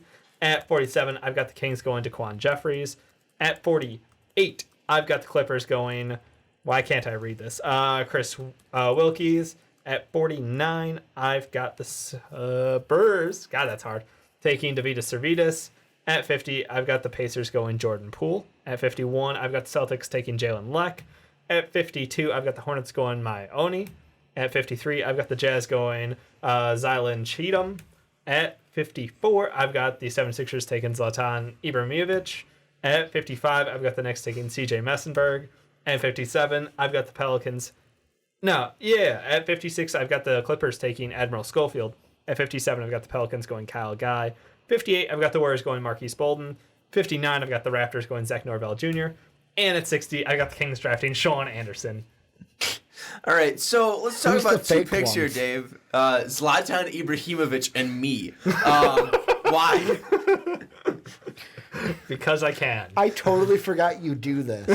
Who's that? It's Zlatan. Zlatan Yeah. Ibrahimovic, the soccer player. Yeah. Oh, okay. He's The fairly big-ass famous. Soccer, yeah. Yeah. He's Yeah, fairly that was- famous. He's That's fantastic. too famous. Yeah, I wasn't sure. Last year I went Are so those the obscure that only people two? were like really confused. Yeah. Okay. Last year I went I so forgot you did that. Dude, last year I went so out there that people like were just like, who is this guy? I don't even understand. The soccer player was just like, oh well, David is Euros. That's what I was hoping for. 76ers and Euros, man. Someone said you y'all and your remember Ben Euro player. Bentel. Yes, hello. Shout Yeah. out Ben Bentel. That was my Naz Reid. Sean, but it's SHAWN Anderson, not Yeah. SEAN. All right, let's move now to mine. 31, I have the Nets taking KZ Okpala. 32, I have the Suns taking Lugens Dort. At 33, I have the Cavs taking Dylan Windler. In that, the Cavs, this is when the Cavs got the 33 and 34th. Sixers got the 26th. Then at 34, I have the Cavs taking Nick Claxton. 35, I have the Hawks taking my boy, Naz Reid.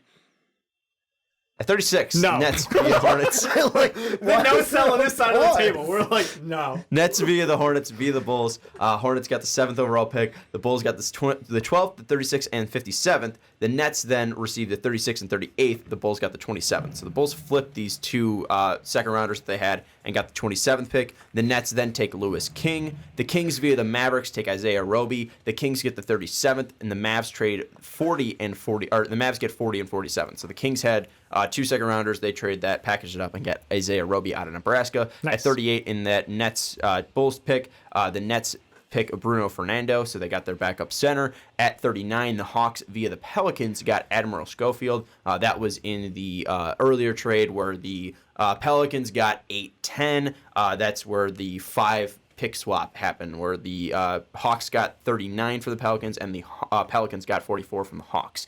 Then at 40, the Mavericks via the Kings from earlier take Carson Edwards. 41, the Cavs via the Hawks take Jalen Leck. At 42, the 76ers take Tremont Waters out of LSU. At 43, the T-Wolves take Ty Jerome out of Virginia. 44, the Pelicans take Jonte Porter. At 45, the Pistons take Terrence Mann. At 46, the Magic take Dovydas Sirvydis from Lithuania. At 47, the Mavericks take Zylan Cheatham from Arizona State. At 48, Clippers take Cody Martin. At 49, the Pacers take Jalen Noel. At 50, I don't know where my pick went. I had somebody there. I did not put anybody there. But at 50, the Pacers take somebody. At 51, nailed it. The Celtics take Terrence Davis. At 52, the Bulls via the Hornets. They get Eric Paschal. At 53, the Jazz take Maione.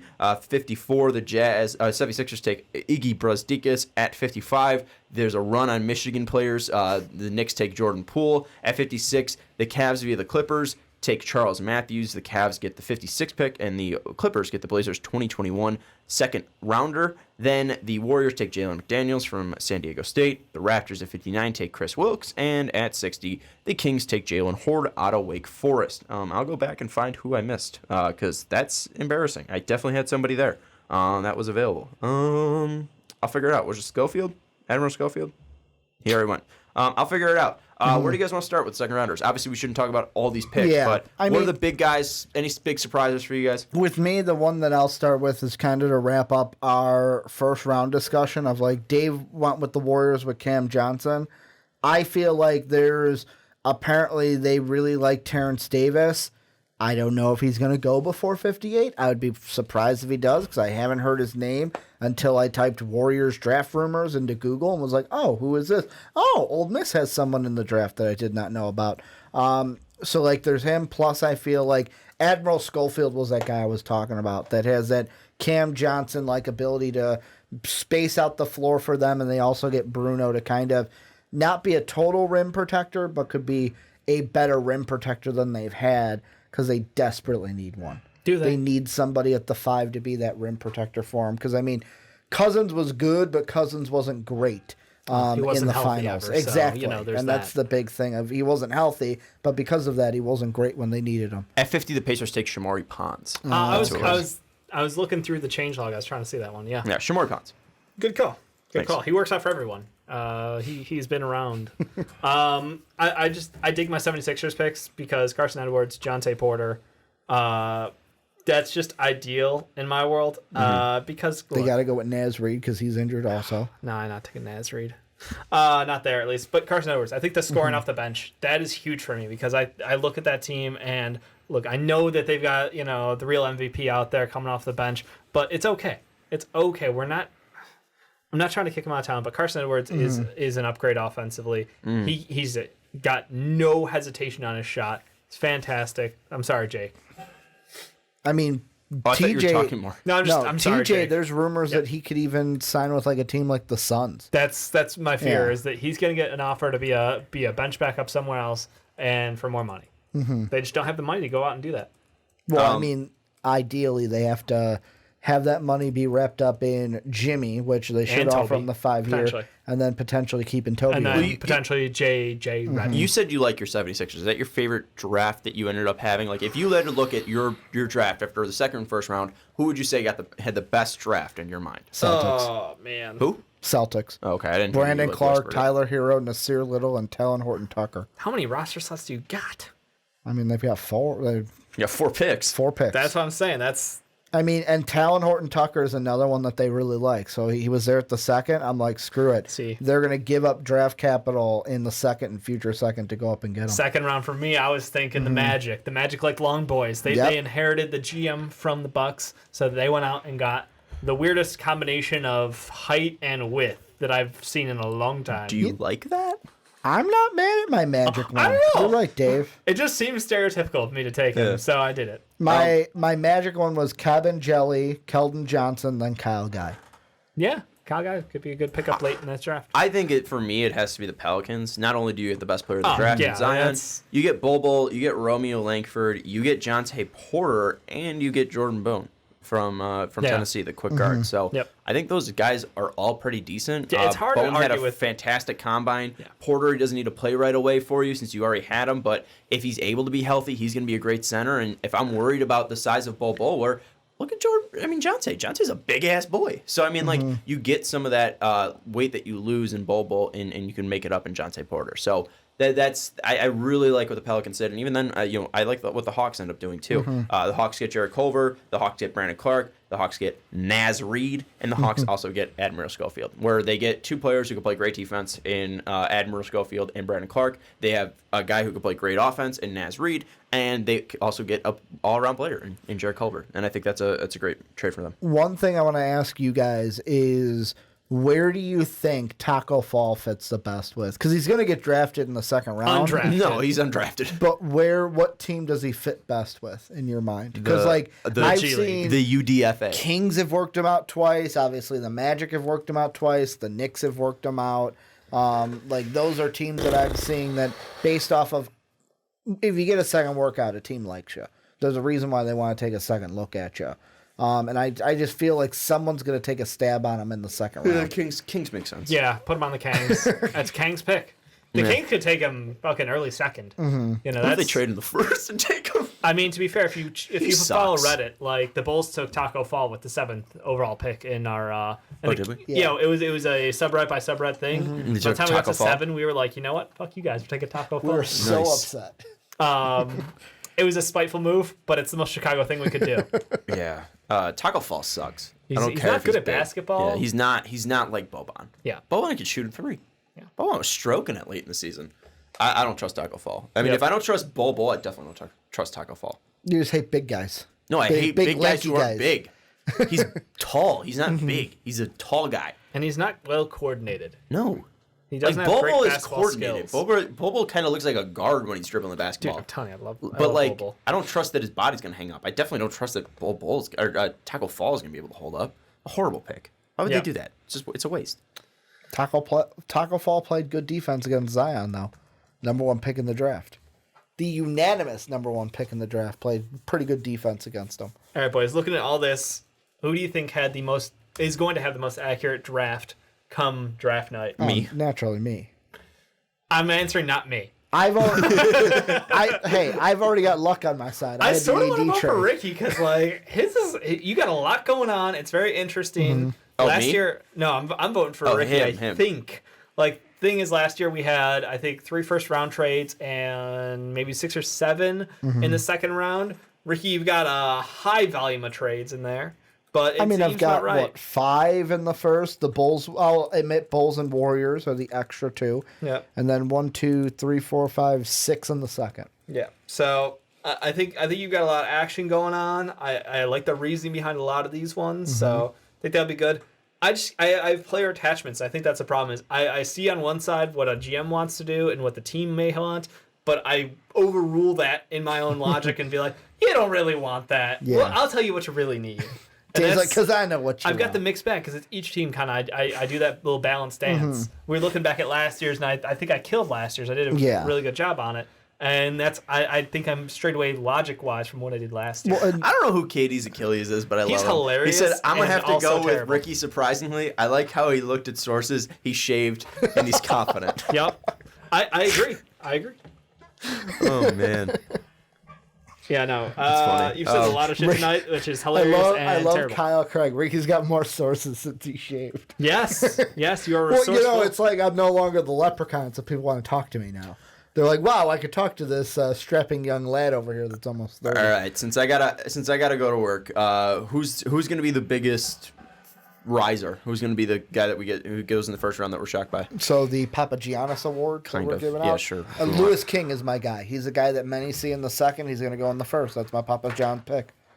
I don't understand why Nick Claxton is this high, but he's going that high. Okay. That's my answer. I know we talked about him already, so I'm not going to go too deep. Mine's going to be Grant Williams. I think it's going to be a reach. I think he's going to go late first round. I think he'll end up going a little bit higher. Who's the guy that falls the most? I'm going to go Keldon Johnson.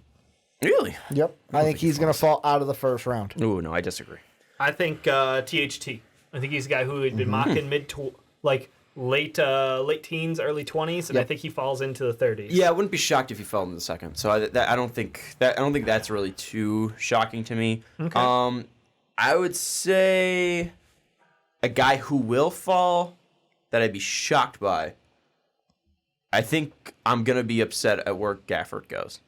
I think he might go second round, and I think that'd be a mistake. He is going second round, and that's not a mistake. If he goes, but if he's going like 45 below, I think that is a mistake. I think he's definitely a top 30 prospect. Yep. If he goes like top 38, I think it'd be fine. But if he's going before Bruno Fernando, I don't understand it. Okay. So that's where I'd stand. I no, I don't know. It's tough. Guys who can fall. Maybe Baisley too. I don't know what really the thermometer is on him. Yeah. If people like him, if people don't like him. It seems like he's getting a lot of workouts, which is good, but I don't know if they're He supposedly looks good in the workouts. The question for me is his shooting and how good that looks. That's the one thing that, like, you have a whole season basically to work on skills without teammates. You better be shooting really well. Yeah, and we knew his handle for size was above average. So curious to see where shooting's really. I could see Luka falling too.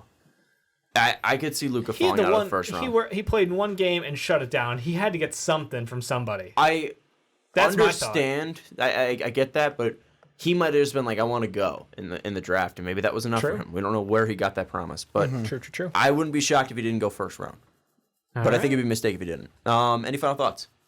No, not that I can think of. I can't wait to see what my Bulls do on draft night. I'm just super pumped. Super pumped for draft night, man. You have no idea. Which Thursday we'll be streaming it. Yes, we will be live streaming on Thursday. It's gonna be hours long, and we'll be doing our and then reactions. We have the podcast right after. Yeah, we'll be doing our live reactions, and we'll be going to the recorded podcast. So definitely check that out on June 20th. Right? Yep, June 20th. Yeah, June 20th at 7 p.m. We'll be here doing live on twitch.tv/MustWeb Podcast. Yep. If you guys have any questions, throw them out here. I can probably stay for like 5 more minutes. Yeah, we know Clexon did cancel all non-lottery workouts. It sounds like he got a non-lottery promise then. I just don't know how high, and that's my concern. Like, I could see a couple teams going there, but the value doesn't add up for what I'm watching. Maybe he's a guy where, and here's the only thing I'll give him credit for is, like, he might be a guy who develops, and by the end of his rookie contract, he'll be worth that second contract and like be playing pretty good. And that's sort of the fear is, like, you always want to get good value out of your draft picks. Ideally you get a superstar at the gates, but we see a lot of these guys can progress, and by the end of that first contract, they're like, well, you better pay me now because I've deserved it. Like, I think Malcolm Brogdon's one of those guys where he kind of was good out the gates and then got even better to a point where we're like, yeah, he's going to get money from people now. I think I'm trying to think of an example of someone who popped off really late in the rookie contract. Late in the rookie contract? Yeah. Oubre? Kind of? Kelly Oubre, yeah, he had a great finish. D'Lo? With the Suns. D'Lo, yeah. D'Lo is a great guy because he struggled early in his career with the Lakers, and now he's looking at like $20+ million a year. So I think this is a great one, and this is where we're going to end it. And this is from the Impeccable Minotaur, who we shouted out early in the stream. So shout out to him. He followed us today. The Impeccable Minotaur asked, thoughts on where Chuma would have landed if healthy? Would he be a lotto pick? I would say the Heat. Early non-lotto. So like top 20?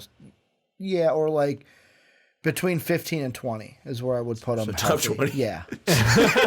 Basically, you're right. Yeah. I don't know if he, like, the Heat would be a pick where I would be confusing. I would take him over PJ Little. Or PJ. I agree with that. I like PJ still better. I think PJ, while he might not have the passing that Chuma has. Chuma's got good shooting. He's got good passing. He's I like got good PJ better as rebounding a skills. shooter. PJ has a much better form than Chuma does. Chuma has a weird fade Chuma's back. got I think he's too quick. though. I think he's not quick enough, and I think that he's got a weird shooting form. I'm not in love with his if shooting. If he's healthy, he's also one of the bounciest players in this draft. But he's good super rebounder. Quick. But he's a good rebounder. He works it in and out. So I think that, yeah, I would have had him go as high as the Heat. Would have been as high as he goes.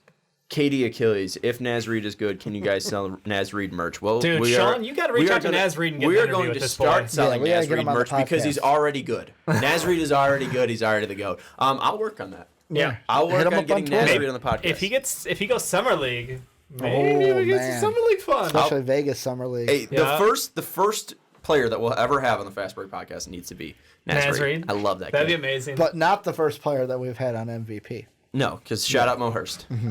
Final thoughts from you guys. I can't wait for Thursday. Can't wait for early July when we go to Summer League. Yeah. Sorry, Sean. Ditto. This draft is gonna be amazing. I wish it was all three of us going. I love that Dave and I get to go, but You know the best part about this next week is we do the draft. We do here's how we think they're going to land in the NBA level, and then you just fucking clear the whiteboard. You start all over. That's what I'm most excited about. It's Watch a new draft. Oh yeah, are you kidding me? Go watch a bunch of fucking tape on a bunch of high schoolers, watch their international games, and I get to do this all over again. That's it. It's the new bunch because I feel like I've gone through all these players and all the tape, and it's just like we've talked about them to death. It's like with me with the NFL, that I don't like about them. Can't wait for these new quarterbacks that I get to talk about. You just over-magnify situations because we've been talking about them for a year. A lot of people we want to thank. Obviously, I want to thank you two, you beautiful people. Shout out to Dave and Ricky. I thank you. Thank you. Shout out to Dave and Ricky.